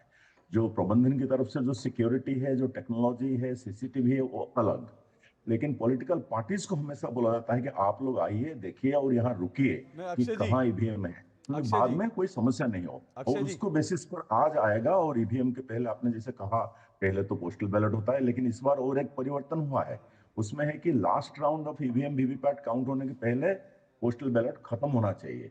ऐसे नहीं कि उसके बाद फिर कोई किसका मन में संदेह है, तो वो भी नहीं रखा गया है। उसमें एक बड़ा चेंज भी हुआ है। अक्षय जी, आप संदेह की बात कर रहे हैं तो मैं आपसे एक जानकारी चाहता हूं। बार बार जो कल से लगातार हो रहा है, बिहार की 2 जगह पर ऐसा हुआ कि वहां पर कुछ ट्रक पहुंचे और उन ट्रक को लेकर आरजेडी और हर पॉलिटिकल पार्टी नजर रखती है, वो ठीक है और रखना भी चाहिए। वहां पर 2 ट्रक गए और उन 2 ट्रकों को लेकर जो है वहां पर सवाल उठाए गए कि इसमें ईवीएम जा रही हैं जो रिप्लेस करी जाएंगी। हालांकि ये आरोप झूठा साबित हुआ। वो जब ट्रक खोले गए तो वो खाली थे, उनमें खाली बक्से थे, उनमें कोई ईवीएम नहीं थी। लेकिन यहां पर अब आरजेडी के लोग ये सवाल उठा रहे हैं कि भाई ये ट्रक जो है, इस तरह के खाली ट्रक भेजे क्यों जा रहे हैं। तो अगर आप प्रक्रिया के हिसाब से बता पाएं कि ये जो ट्रक्स जो हैं, खाली बक्सों के जो ट्रक हैं, वो शायद ईवीएम को बाद में चुनाव के बाद उठाने के लिए जाते हैं या क्या प्रोसेस होता है? खाली ट्रक कई कारणों से हो सकता है। उसके ऊपर एग्जैक्टली क्या हुआ, वहाँ के डीओ या वहाँ के आरओ या वहाँ के जो लॉ एंड ऑर्डर देखते हैं वो तो बता पाएंगे। लेकिन मैं ईवीएम को प्रक्रिया को जितना समझता हूँ और ईवीएम के बारे में पिछले 40 साल से जितना चर्चाएं हो चुका है, और चाहे कानून चर्चा हो, चाहे सिक्योरिटी के हिसाब से हो, प्रबंधन के हिसाब से हो, लोगों को साथ में लेकर चलने के हिसाब से हो, पार्टी को लेकर चलने का हिसाब से हो, ईवीएम को जैसे बनता है और जैसे खोलता है, जैसे उसका यूज होता है और उसका काउंटिंग होता है, वो प्रोसेस ऐसे सरल है और उसमें सबको जुड़ा गया है। मुझे लग रहा है कोई ट्रक आ जाए उसमें कोई यहाँ से ट्रक, बिहार की बात हम कर रहे हैं ना। अब देखिए, बिहार की बात हम अशोक जी कर रहे हैं, तो बिहार में क्या हो रहा था, एक बार बिहार में जो दबंगी हो रहा था, बहुत कैप्चरिंग हो रहा था। जब ईवीएम की पहली बार बात कर रहा हूँ, इसीलिए तो टीएन शेषन भी थोड़ी सी फेमस हुई इस बात को कंट्रोल करने के लिए। वो तो खत्म हो गया ना अभी, और वो खत्म होने की एक मेन वजह है क्योंकि ईवीएम आ गया। मैं बाकी सिक्योरिटी को नजरअंदाज नहीं कर रहा हूँ, वो अपने जगह पर है, लेकिन ईवीएम आने से ईवीएम इज इम्प्रेग्नेबल, उसको कोई कुछ कर नहीं सकता है। और चाहे इस बार में ये ट्रक जीप का मामला आते रहते हैं पर मैं एक अक्षय जी एक इंपॉर्टेंट सवाल आपसे और जानना चाह रहा हूं, क्योंकि इस चुनाव के अंदर जो है, और हर चुनाव में होता है वादे किए जाते हैं, लेकिन इस बार जो रोजगार के जो वादे किए गए, मैं इसलिए आपसे पूछ रहा हूं क्योंकि इस पर मैं एक ऐसा जवाब चाह रहा हूं कि जो एक आप चुनाव आयोग में रहे, उस दृष्टि से मैं जानना चाहता हूं। बड़े बड़े वादे पॉलिटिकल पार्टियां करती है, उसको लेकर कुछ हद तक ये कहा गया था कि भाई इस तरह के वादे नहीं जो पूरे नहीं कर सकते, पर इस बार जैसे रोजगार का वादा किया गया, बिहार का कुल मिलाकर बजट 3,17,000 करोड़ है, वादे कर दिए गए कि जो उससे 4 गुना यानी 12 लाख करोड़ बजट बिहार का, ये कहा जा रहा है कि 20 महीने के अंदर हम 12 लाख करोड़ जो बजट है उसको पहुंचा देंगे। लेकिन पश्चिम के कई देशों में, कई यूरोपीय देशों में ऐसा होता है, जब पॉलिटिकल पार्टियां कोई वादा करती है तो उसके साथ आपको जो है, आपको उसका फाइनेंशियल इंप्लीकेशन देना पड़ता है अपने घोषणा पत्र में कि आप ये वादा कैसे पूरा करेंगे, इसके लिए पैसा कहां से लाएंगे और किस तरह से ये वादा जमीन पर उतारेंगे। क्या आपको लगता है कि भारत में भी पॉलिटिकल पार्टियों के ऊपर यह जिम्मेदारी डालनी चाहिए कि आप जो वादा कर रहे हैं उसकी फाइनेंशियल इंप्लीकेशन बताइए कि पैसा कहां से लाएंगे, वादा कहां से पूरा करेंगे? बिल्कुल अशोक जी, बिल्कुल 100%। और ये मेरे लिए एक बहुत बड़ा चिंता का विषय रहा है कि मैं इलेक्शन को थोड़ा नजदीक से देखा हुआ हूं, क्योंकि चाहे फ्रीबीज हो, चाहे ट्रांसफर्स हो, चाहे वादा हो, खास करके वादे के बारे में आपने बात कर रहे हैं आज, तो इसका तो एक होना चाहिए, लॉजिक होना चाहिए। बल्कि सुप्रीम कोर्ट कई बार उसके बारे में जिक्र किया है, इलेक्शन कमीशन ने कुछ उसके बारे में अगुवाई किया था पिछले 1-2 साल में कि भाई आपने उसका अकाउंट दीजिए और कहां से पैसा लाके किस पैसा को कम करेंगे, किसको ज्यादा करेंगे वो बताइए, इसका रैशनल एक्सप्लेनेशन दीजिए, जो मैनिफेस्टो में रखते हैं और जो ऐसे भी जवानी वादा कर लेते हैं मीटिंग्स में।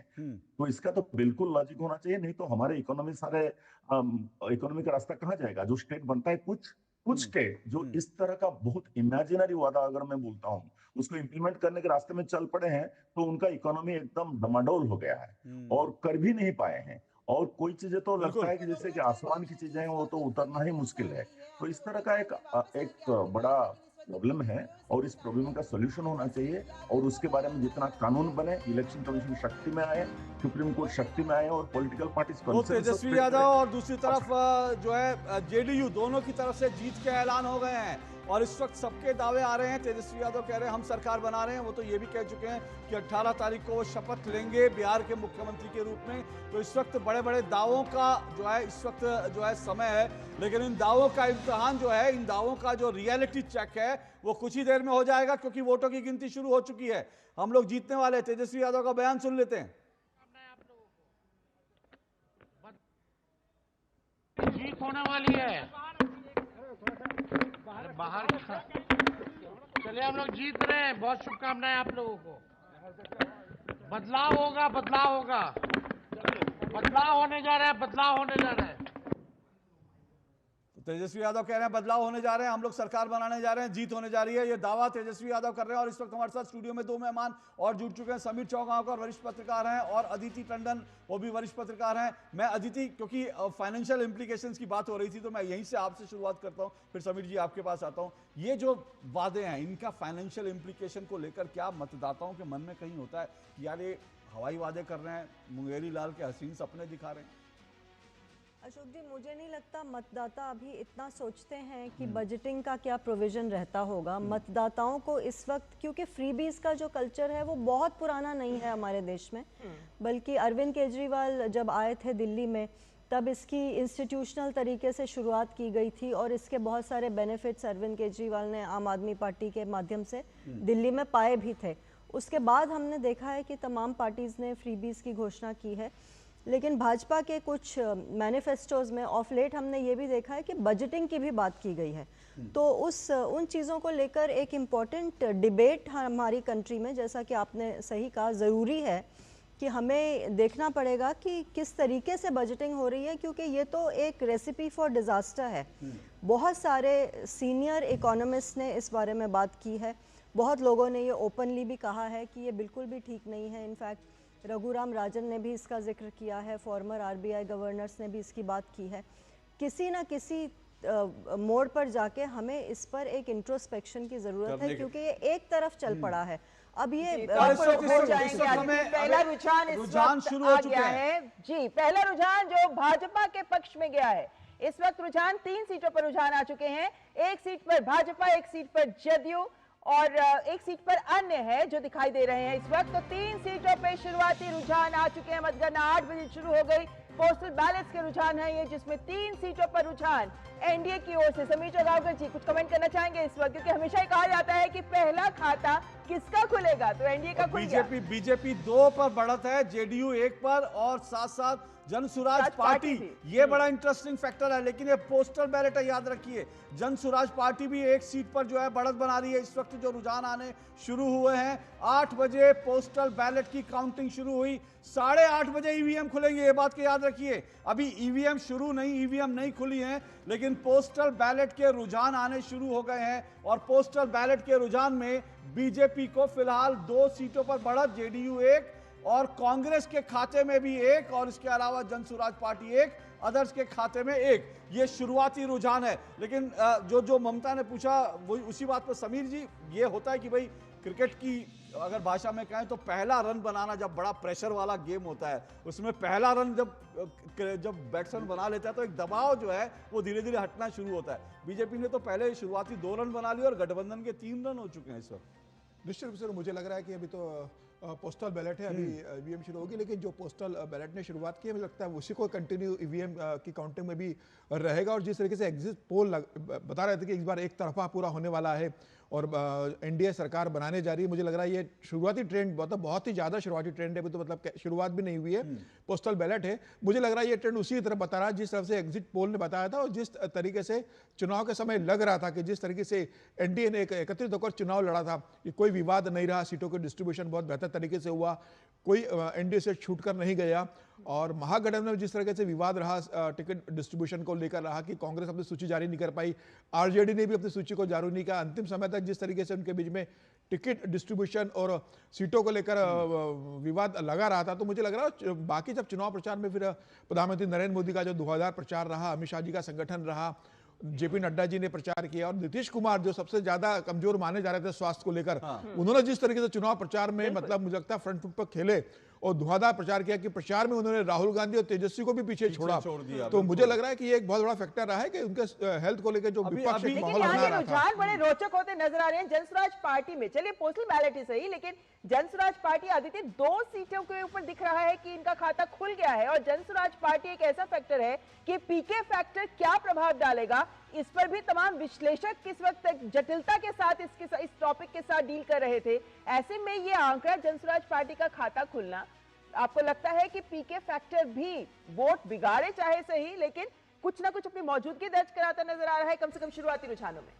देखिए, प्रशांत किशोर एक नई राजनीति की उम्मीद लेकर बिहार की लैंडस्केप में उतरे हैं, तो जाहिर सी बात है कि बहुत सारे जो फेंस सिटर्स होते हैं ममता, वो यही देख रहे होते हैं कि जो ट्रेडिशनल कन्वेंशनल पार्टीज़ हैं उनसे हटके हमारे पास इस वक्त वोट करने के लिए क्या है।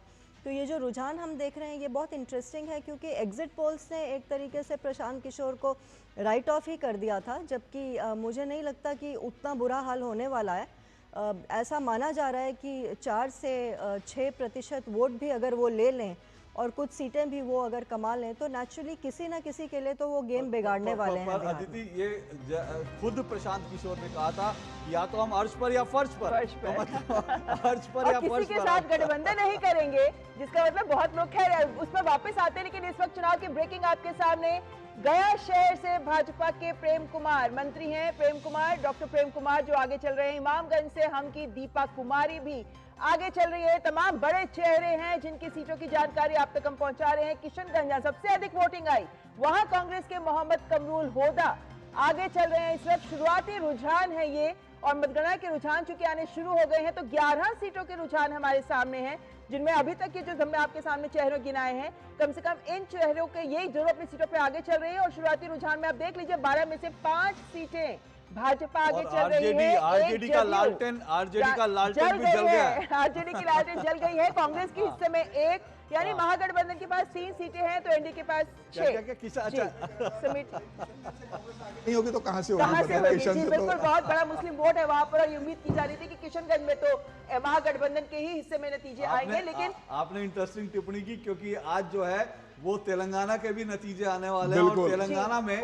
कांग्रेस के मुख्यमंत्री ने जाकर ये कहा था, वहां पर रेवंत रेड्डी ने कहा था कि कांग्रेस मतलब मुस्लिम, मुस्लिम मतलब कांग्रेस। तो इंटरेस्टिंग है कि वहां पर एआईएम ने सपोर्ट दे दिया कांग्रेस को, वहां कैंडिडेट नहीं उतारा, मतलब बिहार में लड़ रहे हैं, बिहार में तेलंगाना में एआईएम सपोर्ट कर रही है, एक सीट भी नहीं दी, लेकिन वहां पर जो है एआईएम ने पूरा सपोर्ट। तो ये भी एक सवाल आज चुनाव के बाद होगा कि कौन किसकी बी टीम साबित हुआ, जनसुराज पार्टी किसकी बी टीम साबित हुई, एआईएमआईएम किसकी बी टीम साबित हुई। ये सब चीजें जो है हमारे सामने होंगी, लेकिन फिलहाल जो है हम आपको बता दें कैप्टन राजीव हमारे साथ जुड़ रहे हैं जनसुराज पार्टी से।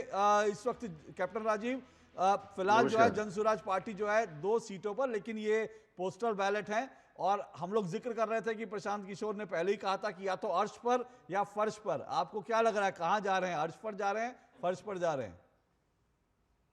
अभी काउंटिंग शुरू हुई है, देखें क्या है, हम दोनों के लिए तैयार हैं।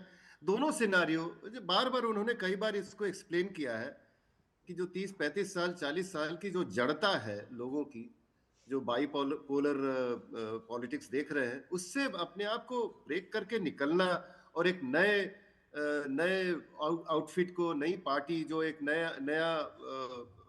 नए मुद्दे लेके आ रही है, उनको वोट देना needs a leap of faith, जो बार बार वो कहते हैं। तो वो अब अगर उन्होंने वो लीप ऑफ फेथ लिया तो हमारा रिजल्ट बहुत अच्छा होगा। और शायद क्या होता है ना, अंत तक जाते जाते लोग घबरा जाते हैं कि क्या कुछ नया एक्सपेरिमेंट किया जा सकता है, किसी नए को चांस दिया जा सकता है। तो ये बिहार की जनता है, बहुत गरीब है, बहुत बदहाली में रहती आई है, उन लोग के लिए बहुत मुश्किल है। एक्सपेरिमेंट के लिए उतरे हैं आप, हालांकि शुरुआती रुझानों से तो आपको खुशी होनी चाहिए, लेकिन आपने खुद कहा कि लोग डरते हैं कि एक्सपेरिमेंट कर सकते हैं कि नहीं कर सकते। क्या इस बार एक्सपेरिमेंट करने के लिए उतरे? क्योंकि खुद पीके तो चुनाव में उतरे नहीं हैं, वो तो कह रहे हैं कि हम काम करेंगे, लेकिन 200 से ज्यादा सीटों पर आप लोगों ने उम्मीदवार भी उतारे हैं। नहीं, ये प्रयोग ही तो है। जो 30-35 साल की जो जड़ता है उससे निकलना तो एक प्रयोग ही ना होगा।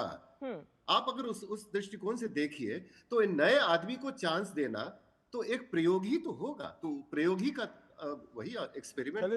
मैं इसी बात पर मधुरेश के पास, क्योंकि मधुरेश जो है बिहार की जमीन से जुड़े हुए, बिहार की मिट्टी से जुड़े हमारे पत्रकार है। मधुरेश, जो बात कहें कि भाई जो ये इंपॉर्टेंट फैक्टर है, इसलिए इंपॉर्टेंट फैक्टर है क्योंकि ये जो कह रहे हैं जनसुराज की तरफ से कहा जा रहा है कि भाई लोग अंतिम कई बार जो है ये सोचने लगते हैं कि भाई प्रयोग करना चाहिए या नहीं करना चाहिए। और अगर आप पूरा चुनाव प्रचार देखेंगे तो शुरुआत में जनसुराज जिस तरह से तेजी से बढ़ती दिख रही थी, चुनाव का मतदान आते आते वो जो पूरा उत्साह था, वो जो पूरा एक मोमेंटम था, वो गिरता हुआ दिखाई दिया। ऐसा नहीं लगा कि जनसुराज वो मोमेंटम को कायम रख पाई।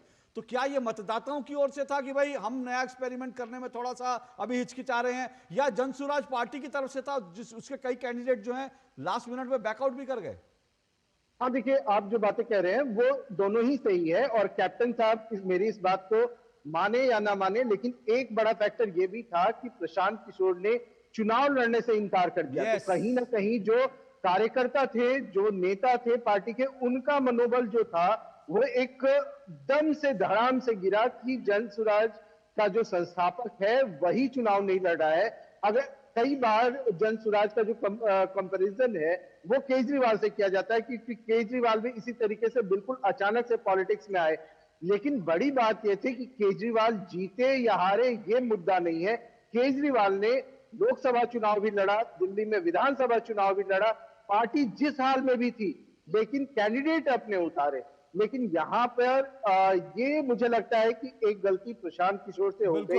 उन्होंने चुनाव लड़ने से इनकार कर दिया। आपको रोककर बता दूं, इस वक्त अगर आप कुल मिलाकर रुझान देखेंगे तो 15 सीटों पर एनडीए बढ़त बनाई हुई है, महागठबंधन 8 पर। तो ये जो इस वक्त अभी जो शुरुआती रुझान है वो ठीक उसी तरह के है जिस तरह का एग्जिट पोल 15 और 8, ये लगभग एग्जिट पोल। और इस बीच एक और बड़ी खबर आपको बता दें, दिल्ली ब्लास्ट से जुड़ी एक बड़ी खबर आ रही है। दिल्ली ब्लास्ट से जुड़ी, क्योंकि चुनाव के बीच दिल्ली ब्लास्ट भी एक बड़ा मुद्दा बन गया था। आरोपी डॉक्टर उमर नबी का घर ध्वस्त हुआ है, ये इस वक्त की बड़ी खबर है। पुलवामा में उमर नबी का घर गिराया गया, ये इस वक्त की बड़ी खबर है। दिल्ली ब्लास्ट केस से जुड़ी बड़ी खबर, ये आरोपी जो है, जो उमर था, डॉक्टर उमर।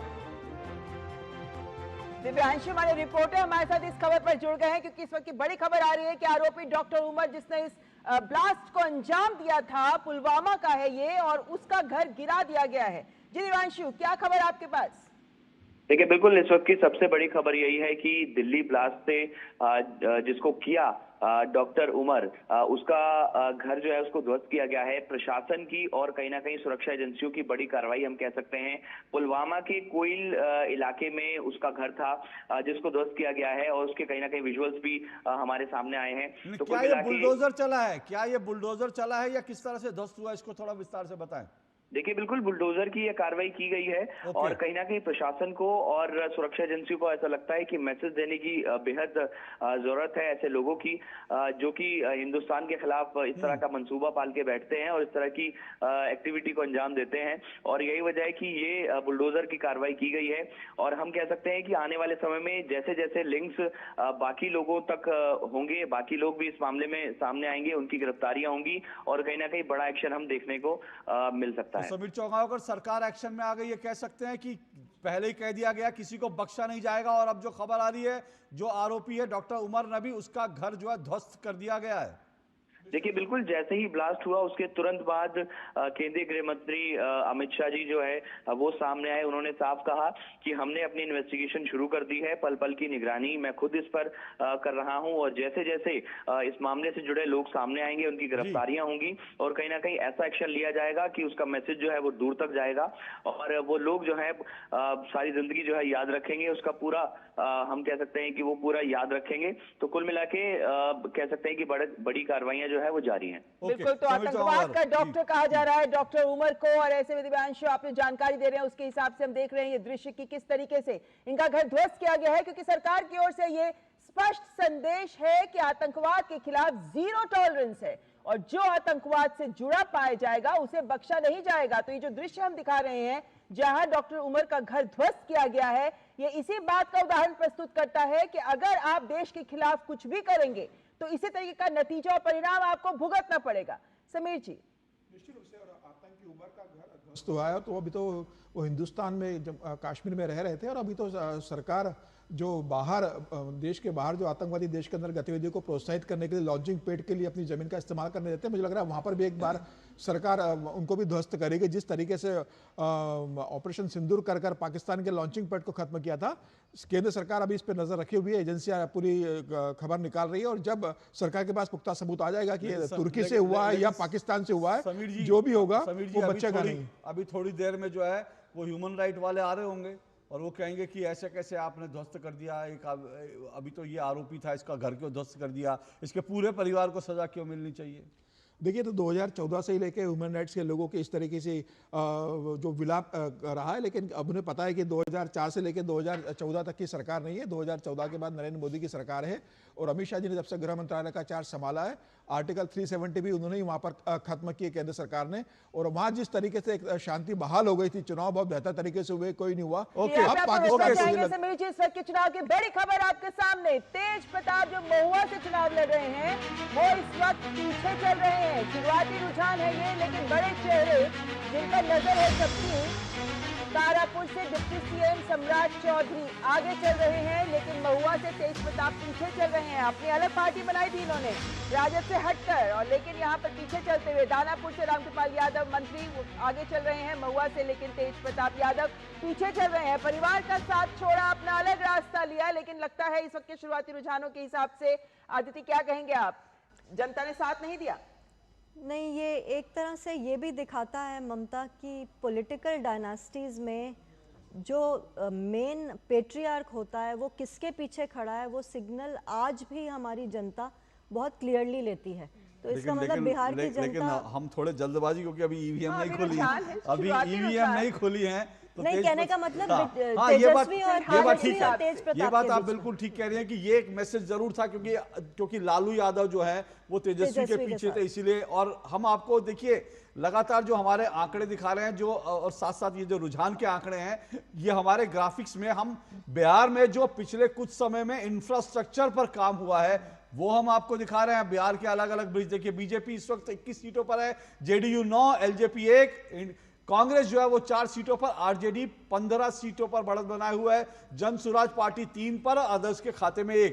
तो यहां पर अगर आप देखेंगे आरजेडी जो है वो अच्छा तो कर रही है, लेकिन फिलहाल बीजेपी से अच्छा करती नहीं दिख रही है। 50 सीटों के, जी हां, 243 में से 50 सीटों के रुझान आ चुके हैं और इन 50 सीटों में भाजपा 18, माफ कीजिएगा अब तो 21 हो गई है। अगर हम देखें तो कुल मिलाकर 21 सीटों पर, राजद 13 सीटों पर आ गया। जी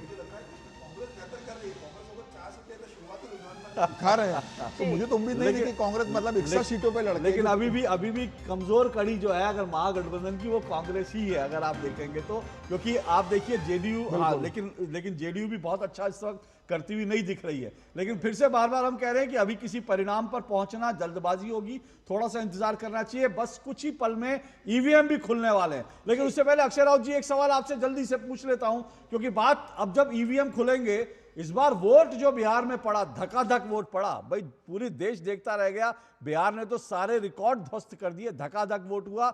महिलाओं का वोट 8% ज्यादा महिलाओं को वोट, वो भी बिहार जैसी जगह पर। इसका क्या संदेश है? इसका 3-4 फैक्टर है। हम लोग शायद कभी कभी एक फैक्टर के पीछे चले जाते हैं, और सबसे बड़ी फैक्टर एक है शुद्धिकरण जो हुआ है, जो एसआईआर जिसके बारे में चर्चा हुआ, कंट्रोवर्सी हुआ, डिबेट्स हुआ, प्रोटेस्ट हुआ, फिर सेटल हो गया। लेकिन उसी से जितना सारे आप देखिए कि 65 लाख अगर कोई कैटेगरी में डेड हो, माइग्रेटेड हो, डुप्लीकेटेड हो, उसका शुद्धिकरण होता है तो डिनोमिनेटर जो है कम हो जाता है, फिर परसेंटेज ऑटोमेटिक बढ़ जाता है। आप देखेंगे 15 साल से इलेक्शन कमीशन का मुहिम चल रहा है कि लोग ज्यादा रजिस्टर करें, ज्यादा वोट दें। बहुत सक्सेस मिला है 15 साल से। आप देखेंगे स्टेट्स में और तीनों नेशनल इलेक्शन में 65% से भी ज्यादा वोटिंग हुआ है। और उसका वो प्रोसेस बंद नहीं हुआ है, वो एक्चुअली इंक्लूजन या एडिशन का प्रोसेस है, और वो शुद्धिकरण उसके साथ मिला। उसके साथ आप और 3 चीज मिलाइए। एक है कि आप बोलते हैं कि पॉलिटिकल जो कंटेस्टेशन होता है उसी से वोट निकलता है, वो भी सही है, क्योंकि उसमें क्या हुआ है ना, कुछ लोग बोलते हैं कि हमने काम किया है, हमें वोट दीजिए। कुछ लोग बोलते हैं कि बदलाव है, वोट दीजिए। कुछ लोग बोलते हैं हम ऑल्टरनेटिव पॉलिटिक्स लेकर आए हैं, जैसे आप लोगों ने नाम जिक्र किया, हमें उसलिए वोट दीजिए। और लेकिन ये तीनों चीज और एसआईआर और जो पहले स्वीप जिसका प्रोग्राम चला हुआ है 15 साल से, वो सबका मिलीजुली इम्पैक्ट है। लेकिन आपने अशोक जी सही कहा, एक जो वीमेन के 9%, मुझे लग रहा है कि इलेक्शन के 75 साल की जो इतिहास है उसमें वीमेन का आगे रहना 9% में वो कभी नहीं हुआ है। उसका बहुत अच्छी इन दिनों हुआ है, लास्ट 10-15 साल में वीमेन वोटिंग जो है, महिलाओं की वोटिंग आगे बढ़ा है। लेकिन 9%, उसका मतलब there is a special connection. जो स्पेशल कनेक्शन जुड़ा है महिलाओं का इसी इलेक्शन के साथ, शायद उनके लिए काम हुआ है, कैश ट्रांसफर हुआ है, प्रोग्राम्स हुए हैं, वेलफेयर हुए हैं, उनका जो भी मनीषा हो रिजल्ट से निकलेगा कि महिलाओं ने वोट दिया, कितने वोट दिया और किस वजह से वोट दिया। लेकिन वो एक बहुत बड़ा ऐतिहासिक चीज है, क्योंकि आप और एक चीज अशोक जी मैं लास्ट बताऊंगा कि बाकी जो 15 साल में बाकी स्टेट्स में बढ़ चढ़ कर वोटिंग हुआ, लेकिन बिहार फिर भी कभी डिस्टिंक्शन में पहुंच नहीं पाया 60% में लास्ट 15 साल में। ये पहली बार उसको आगे बढ़ा और वीमेन 9% गए। अभी जैसे आप बोलते हैं कि बड़े बड़े इलेक्शन में जो वोटिंग होता है, कहाँ होता है? वेस्ट बंगाल होता है, केरला होता है, नजर रहेगी कि इस बार के चुनावों में जो महिलाओं ने इतना बड़ा मत प्रतिशत दिखाया अक्षय जी, वो मत प्रतिशत किसके पक्ष में गया, कुछ देर में हमारे सामने स्पष्ट हो जाएगा। फिलहाल यहाँ पर एक छोटे से ब्रेक के लिए रुकेंगे, ब्रेक के बाद शैलेंद्र आपके पास आना चाहेंगे, लेकिन फिलहाल यहाँ रुकेंगे एक ब्रेक के लिए। अब आया असली स्वाद, अब आया स्वाद। जब स्वाद के पड़े हो लाले तो MDH का चंकी चाट मसाला डालें। MDH का चंकी चाट मसाला। MDH। अरे द्रविड़ जी, आपको गैराज छोड़ दूं? आइए। काश आप जैसा गेम चेंजर हमारे पास भी होता। है ना, खेती का गेम चेंजर जय किसान नवरत्न नैनो शक्ति नैनो DAP। इसके हर ड्रॉप में है करोड़ों नैनो पार्टिकल्स की शक्ति। नैनो पार्टिकल्स के कारण पत्तियां इन्हें दोनों साइड से अब्सॉर्ब करें बिना वेस्टेज और उपज खूब बढ़ाएं।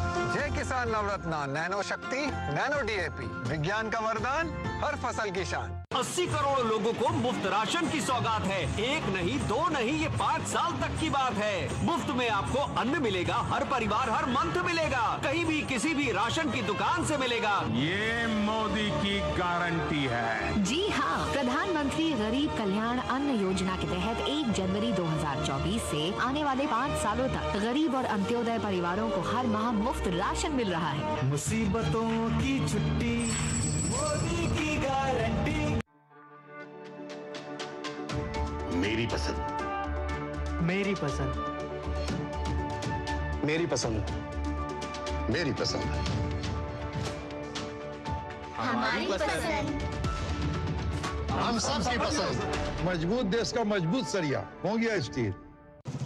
ओ हरि भैया, अरे वाह, खेतों में कौन सी फसल लगाए हो? 12 महीने कमा कर दे ऐसी फसल। क्या? मैंने नया व्यवसाय शुरू किया है। उसके लिए पैसे? इसमें किसी निवेश की जरूरत ही नहीं। अच्छा?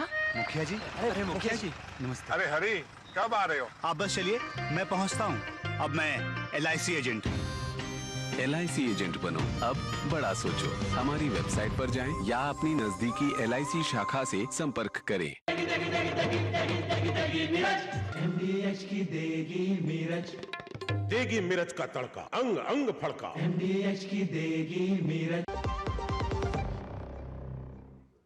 तो ब्रेक के बाद आपका स्वागत। आप देख रहे हैं जनादेश, जिसमें अभी इस वक्त की खबर कि मुख्यमंत्री आवास, पटना का मुख्यमंत्री आवास, वहां पर लगे हैं पोस्टर। लेकिन उससे पहले यहाँ की ब्रेकिंग, AIMIM एक सीट पर आगे चल रही है। अमौर से AIMIM के तुरुल इमाम आगे चल रहे हैं। ये अमौर से AIMIM ने अपना खाता खोल लिया है। प्रदेश अध्यक्ष एक सीट पर आगे AIMIM के ये प्रदेश अध्यक्ष हैं जो आगे चल रहे हैं, और जीतन राम मांझी की पार्टी भी एक सीट पर आ गए। लेकिन अगर आप अभी इंटरेस्टिंग देखेंगे, जो आंकड़े आपको दिखा रहे हैं स्क्रीन पर, आपके उल्टे हाथ पर वो आंकड़े ये दिखा रहे हैं कि बीजेपी 30 सीटों पर और RJD 32 सीटों पर, और अब तो 32-32 हो गया है। तो ये मुकाबला जो है EVM खुलने से पहले बड़ा कांटे का मुकाबला लग रहा है। फिर से कह रहा हूं, कमजोर कड़ी इसमें कांग्रेस साबित हो सकती है 7 सीटों पर, और दूसरी तरफ JDU 19 सीटों पर। तो अगर NDA जीतती है तो ये कलेक्टिव एफर्ट होगा, लेकिन RJD जो है वो 32 सीटों पर आ गया। पर क्या ये जो रुझान है, ये EVM खुलने के बाद भी ये रुझान जारी रहेंगे, ये इस वक्त का सबसे बड़ा सवाल है। लेकिन कुछ उम्मीदवारों पर नजर डालिए। मैथिली ठाकुर अलीनगर से बीजेपी की लोक गायिका आगे चल रही हैं। सबसे युवा 25 साल की उम्मीदवार है, सबसे युवा मैथिली ठाकुर। मंगल पांडे सीवान से आगे चल रहे हैं इस वक्त जो है स्वास्थ्य मंत्री, और ओसामा शहाब रघुनाथपुर से आगे चल रहे हैं। ये बड़ी विवादित सीट है, और शहाबुद्दीन के बेटे हैं जिनके जिंदाबाद के नारे लगाए थे। और तेज प्रताप यादव महुआ से पीछे चल रहे हैं, लालू यादव के बड़े बेटे और पूर्व मंत्री। ये एक बड़ी खबर है। राघोपुर से तेजस्वी यादव वो आगे चल रहे हैं, ये एक्सपेक्टेड है। ये इसी तरह के जो रुझान है। और सम्राट चौधरी भी तारापुर से आगे चल रहे हैं, उप मुख्यमंत्री हैं, बीजेपी का बड़ा चेहरा है, जिनको लखीसराय से बीजेपी के उप मुख्यमंत्री जो हैं वो लखीसराय से, वो भी इस वक्त जो है फिलहाल आगे चल रहे हैं। ये आपको आगे की सीटें बताया। अनंत कुमार सिंह मोकामा से वो आगे चल रहे हैं, फिलहाल जेल में है वो, शायद उनको अभी जमानत नहीं मिली। 2 लाख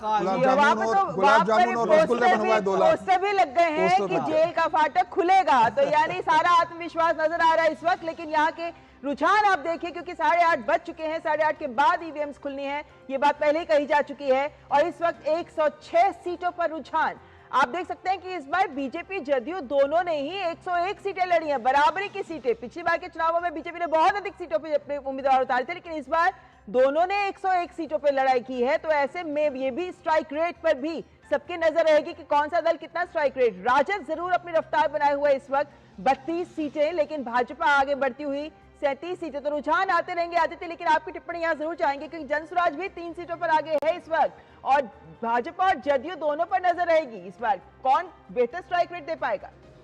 देखिए, इस बार देखने वाली बात ये भी रहेगी ममता की जदयू अपना परफॉर्मेंस कितने हद तक इम्प्रूव कर सकती है, क्योंकि पिछले चुनाव में बहुत बड़ा मुद्दा डिबेट का यही रहा था कि LJP रामविलास, क्योंकि चिराग पासवान अलग लड़के बहुत सारा डैमेज कर गए थे JDU को, जिसकी वजह से NDA की सीटों की फुल टैली 125 पर सीमित हो गई थी। तो अब इस वक्त देखिए भाजपा का ये परफॉर्मेंस एक्सपेक्टेड लाइंस पर है, वो अपना कोर वोटर बेस रिटेन कर रहे हैं और महिला वोट पे भी बैंक कर रहे हैं, क्योंकि उन्होंने बहुत इंपॉर्टेंट एक स्कीम भी लॉन्च की थी 10,000 रुपए देने की, मुख्यमंत्री रोजगार। हाँ जी, लेकिन नीतीश कुमार की पार्टी कितना इम्पोर्टेंटली अपना इम्प्रूव करती है टैली, उस पर मुझे लगता है एनडीए की इस बार की परफॉर्मेंस बहुत हद तक निर्भर करेगी। और शैलेंद्र के पास हम चल रहे हैं सीधा, हमारे संवाददाता पटना से जुड़े हुए हैं। शैलेंद्र, इस वक्त जो है आरजेडी और बीजेपी में बड़ी कांटे का जो है टक्कर चल रही है और अभी कहना मुश्किल है, हालांकि आरजेडी ज्यादा सीटों पर लड़ रही है, लेकिन बड़ी पार्टी कौन सी होगी उसकी टक्कर जो है आरजेडी और साथ साथ बीजेपी के बीच है। क्या कहेंगे आप? देखिए, अगर यही जो अभी पोस्टल बैलेट के रुझान है उसी लिहाज से अगर देखें तो स्ट्राइक रेट बिहार के चुनाव में सबसे बेहतरीन बीजेपी का रहने वाला है, क्योंकि बीजेपी 101 सीट पर चुनाव लड़ रही है, आरजेडी उससे कहीं ज़्यादा लड़ रही है। जिस फैक्टर की हम बात कर रहे थे कि गठबंधन के अंदर बाकी दलों का क्या हाल रहने वाला है, तो निश्चित तौर पर आरजेडी के जो सहयोगी है, केवल कांग्रेस ही नहीं, अशोक जी, वीआईपी जो मुकेश सहनी की पार्टी है या फिर सीपीआई, उनका भी प्रदर्शन देखना होगा। इस बार ऐसा लगता है कि उनका प्रदर्शन उतना बढ़िया नहीं रहेगा, क्योंकि पिछली बार वामपंथी दलों का बहुत शानदार प्रदर्शन रहा था सीटों के मुकाबले। जितनी सीटों पर वो चुनाव लड़े थे और सवाल उठा था कि क्या कम सीटों पर उनको जगह दी गई है गठबंधन में, तो कांग्रेस के साथ साथ सीपीआई की सीटों पर, सीपीआई एमएल की सीटों पर और वीआईपी सहनी पर भी नजर होगी। कहा जा रहा है कि उनका प्रदर्शन इस बार फीका रहने वाला है, जो संकेत मिले थे एग्जिट पोल में। और हम बात कर ही रहे थे एनडीए में बीजेपी का स्ट्राइक रेट पिछली बार ही बढ़िया था, इस बार जेडीयू का भी कुछ अच्छा होगा ये दिख रहा है। प्रशांत किशोर ने एक दावा किया था कि 25 सीट से ऊपर आएगी अगर जेडीयू की तो वो राजनीति छोड़ देंगे, तो प्रशांत किशोर के लिए मुश्किल बढ़ने वाली है। जन स्वराज फैक्टर का एक और चर्चा है अशोक, खासतौर पर मिथिलांचल में हमने देखा है कि कई सीटों पर जन स्वराज के उम्मीदवार ये तय कर सकते हैं कि आरजेडी जीतेगी या फिर बीजेपी जीतेगी, यानी या महागठबंधन जीतेगा या फिर एनडीए जीतेगा। तो निश्चित तौर पर मुद्दों को लिहाज से वो थोड़ा सा इम्पैक्ट चुनाव प्रचार के दौरान डालते हुए दिखाई दिए थे, लेकिन वास्तविक तौर पर कितने मतदाता प्रभावित हुए हैं, कितना मतदान प्रतिशत उनके खाते में आएगा, क्या कोई उम्मीदवार जीत पाएगा, इस पर निगाहें होंगी। क्योंकि चुनाव प्रचार खत्म होते होते जो एक मोमेंटम शुरू किया था जन स्वराज ने, वो खत्म होता सा दिखाई दिया था, जमीन पर भी उस एक तरह से वो आया था। दूसरी बात यह है कि मिथिलांचल में इसकी चर्चा ओवैसी की आप चर्चा कर ही चुके हैं कि सीमांचल में क्या उतना इम्पैक्ट तो डालेंगे जितना पिछले चुनाव में उन्होंने डाला था, ऐसा लगता नहीं है। एक सीट पर आगे जरूर है उनके उम्मीदवार, लेकिन पिछली बार के मुकाबले ओवैसी उतना बड़ा फैक्टर नहीं थे, ये दिख रहा था चुनाव में। जी बिल्कुल शैलेंद्र, इस वक्त लेकिन जनसुराज की हम बात कर रहे हैं, सीटें भी आ गई हैं सामने। समीर जी यहाँ पे आपकी टिप्पणी भी चाहेंगे। चनपटिया से जनसुराज के मनीष कश्यप आगे हैं और करूगहर से जनसुराज के रितेश रंजन आगे चल रहे हैं, क्योंकि चेहरों पर भी नजर आएगी सबकी कि अगर कुछ सीटों पर रुझान में ही सही, शुरुआती रुझान में ही, लेकिन अगर आगे बढ़ रही है जनसुराज, कौन सी सीटें हैं जहां जनता इनकी वोट पक्ष में वोट डालते भी नजर आई? अगर वो यूट्यूबर है, फेमस व्यक्ति रहे हैं वो खुद पहले से, बीजेपी में रहे, बीजेपी में यूट्यूबर रहे, कंट्रोवर्शियल रहे, गिरफ्तार भी हुए थे बाद में वो। तो मुझे लगता है कि इनकी अपनी एक लोकप्रियता उस समय भी रही है, तो उनको उसका फायदा मिल रहा होगा, बाकी जनसुराज का मिल रहा होगा। मुझे लग रहा है कि जनसुराज थोड़ा और बेहतर अभी करेगी, अगर 4 सीटों पे भी पहुंच रही है और 8 से 10% का अगर वोट बैंक लेके जाती है, तो मुझे लगता है पहले चुनाव में बहुत शानदार प्रदर्शन होगा। इसका मतलब इतना है कि अगला जो चुनाव होगा 2030 का, वो वहां पर एक बड़ा फैक्टर। लेकिन किशोर जैसे युवा नेताओं की उस समय जी इस वक्त ब्रेकिंग न्यूज देना चाहेंगे, क्योंकि एक एआईएमआईएम एक सीट पर आ गई, हम आपको पहले भी बता चुके हैं, लेकिन इस वक्त 119 सीटों के शुरुआती रुझान आ चुके हैं और अमौर से एआईएमआईएम के अख्तरुल ईमान आगे चल रहे हैं। 119 में से बीजेपी 39 सीटों पर आगे है, लेकिन जीतन राम मांझी की पार्टी भी एक सीट पर आगे बढ़ती हुई नजर आ रही है इस वक्त, और 6 सीटों पर हम इस बार खड़ी हुई है। लेकिन छपरा से राजद के शत्रुघ्न यादव खेसारी आगे, जिनके बयानों की वजह से काफी सुर्खियों में भी रहे हैं ये, लेकिन करगहर से जनसुराज के रितेश रंजन आगे बढ़ते हुए नजर आ रहे हैं। इस वक्त की चुनाव की ब्रेकिंग न्यूज आपके सामने रखते हुए कौन से बड़े चेहरे हैं जो आगे दिख रहे हैं शुरुआती रुझानों में? बीजेपी और इस वक्त राजद भी सबसे बड़ी पार्टी, यानी बीजेपी और राजद के बीच कांटे की टक्कर से नजर आ रही है ये चुनाव ब्रेकिंग आपके सामने, क्योंकि इस वक्त 122 सीटें इनके रुझान आ गए हैं। शुरुआती रुझानों में बीजेपी सबसे बड़ी पार्टी के रूप में सामने आई है। तो आपके सामने ये रुझानों की तस्वीर रखते हुए कि इस वक्त के रुझानों में बीजेपी और राजद के बीच कांटे की टक्कर, एक आधे आंकड़े से आगे पीछे दोनों पार्टियां लगातार नजर आ रही हैं, लेकिन भाजपा 38 और राजद 35 सीट पर आगे दिख रही है इस वक्त। ये आंकड़ा लगातार बढ़ता हुआ नजर आएगा, बदलता हुआ नजर आएगा आपको, लेकिन इस वक्त के हिसाब से जदयू भी 24 सीटों पर आगे, 4 सीटों पर पिछली बार से इस वक्त के रुझान के हिसाब से। और राजद इस वक्त सबसे बड़ी पार्टी, 40 पर राजद और 39 पर बीजेपी। तो ये आंकड़ा लगातार बदलता रहेगा।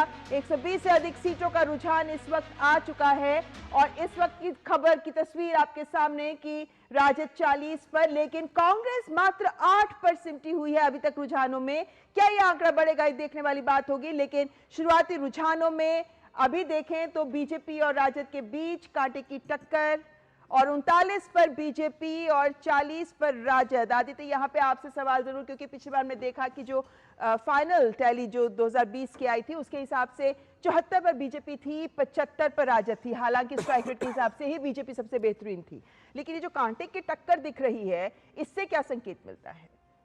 इससे सबसे पहला संकेत तो तेजस्वी को लेना चाहिए, जो कल ही हताश और निराश नज़र आ रहे थे और पहले ही उनकी पार्टी ने ब्लेम करना शुरू कर दिया था कि वोट चोरी हो जाएगी और अगर हमारी सीटें कम हुई तो हम ये मानेंगे कि जनादेश को लूटा गया है। तो एक तरीके से ये संदेश है कि भारत की डेमोक्रेसी अभी तक कितनी रेजिलिएंट और कितनी स्ट्रॉन्ग है।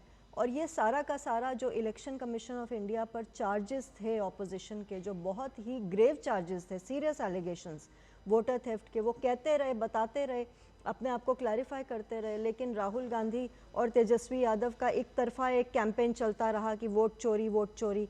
इसका मतलब ये है अगर तेजस्वी यादव की पार्टी इस वक्त कांटे की टक्कर या आगे भी है बीजेपी से, तो इसका मतलब ये है कि हमारी इंटेग्रिटी इलेक्शन प्रोसेस की इंटैक्ट है। और ये जो बार बार कोशिश की जाती है कि एक बहुत ही इस्टेब्लिश्ड इंस्टीट्यूशन को अंडरमाइन करने की, सुप्रीम कोर्ट के ऑर्डर्स और जजमेंट्स के बावजूद, तो ये सबक लेना चाहिए ऑपोजिशन को कि ट्रस्ट करना चाहिए डेमोक्रेसी को। और राहुल गांधी, इंटरेस्टिंग बात ये अभी हम बात कर रहे थे समीर जी, राहुल गांधी कहाँ हैं आज जब चुनाव नतीजे आ रहे हैं? राहुल गांधी विदेश में हैं। तो ये भी सवाल उठता है कि राहुल गांधी जो है ऐसे मौके पर, पहले उन्होंने चुनाव प्रचार पहले शुरू किया, वोट चोरी पर पूरा बिहार के चुनाव ले गए और जब मतदान हुआ तब वो बिहार में थे ही नहीं, देश में नहीं थे। समीर जी, बिल्कुल इंटरेस्टिंग बात यह कि राहुल गांधी से कहा गया था कि 14 तारीख को रिजल्ट आ रहा है, तो बोले मेरा क्या काम उसमें। अगर राहुल गांधी करेंगे मेरी क्या भूमिका उसके अंदर? भाई मुझे लगता है कि राहुल गांधी को देखना चाहिए, भाई अब 14 आप वोटिंग खत्म हो, उसके बाद आप पार्टी के नेताओं से, कार्यकर्ताओं से बैठक करते हैं कि प्रदर्शन कैसा रहा, चुनाव प्रचार कैसा रहा, चुनाव परिणाम कैसे आएंगे, कैसे तैयारी करना है। उसके बाद भैया अगले समय अभी सेशन शुरू हो रहा है 1 तारीख को, तो उसके लिए आपको क्या करना है सेशन के लिए। राहुल गांधी मतलब उपराष्ट्रपति का चुनाव होता है तब राहुल गांधी चले जाते हैं, वोटिंग के दिन सुबह आते हैं, बिहार में एक रैली करते हैं, उसके बाद राहुल गांधी फिर विदेश चले जाते हैं। प्रचार की बात करें, पोस्टर्स की बात करें, कहीं राहुल गांधी थे ही नहीं, हर जगह तेजस्वी थे। तो वो शायद समझ गए कि भाई तेजस्वी को ही लीड लेने दीजिए और शायद यही था कि इसी सोची समझी रणनीति के तहत कांग्रेस ने तेजस्वी यादव को फिर घोषणा, कांग्रेस ने तेजस्वी के सामने सरेंडर कर दिया था इस चुनाव में। लेकिन यहाँ पर एक सवाल लेना चाहूंगी समीर जी, क्योंकि हम लगातार बात कर रहे हैं कि माई फैक्टर, मतलब महिला युवा की तरफ अब फोकस बदल गया है ना। लेकिन ये फोकस, क्या हम इसको एक ये ट्रेंड भी मान सकते हैं कि अगर महिलाओं ने बढ़कर वोट किया, युवा अपनी अपेक्षाओं के साथ अपनी मौजूदगी भी दर्ज करा रहे हैं एक मतदाता के तौर पर, तो क्या ये जो जातिवाद का जंजाल है जो कभी नहीं छूटा बिहार से, क्या हम इसको भी एक शुरुआती कदम मान सकते हैं कि शायद महिलाओं और युवाओं के माध्यम से ही सही, लेकिन अब सकारात्मक राजनीति जिसमें जाति इतनी हावी ना हो, विकास हावी हो, उस तरफ कदम बढ़ाती नजर आ रही है बिहार की जनता?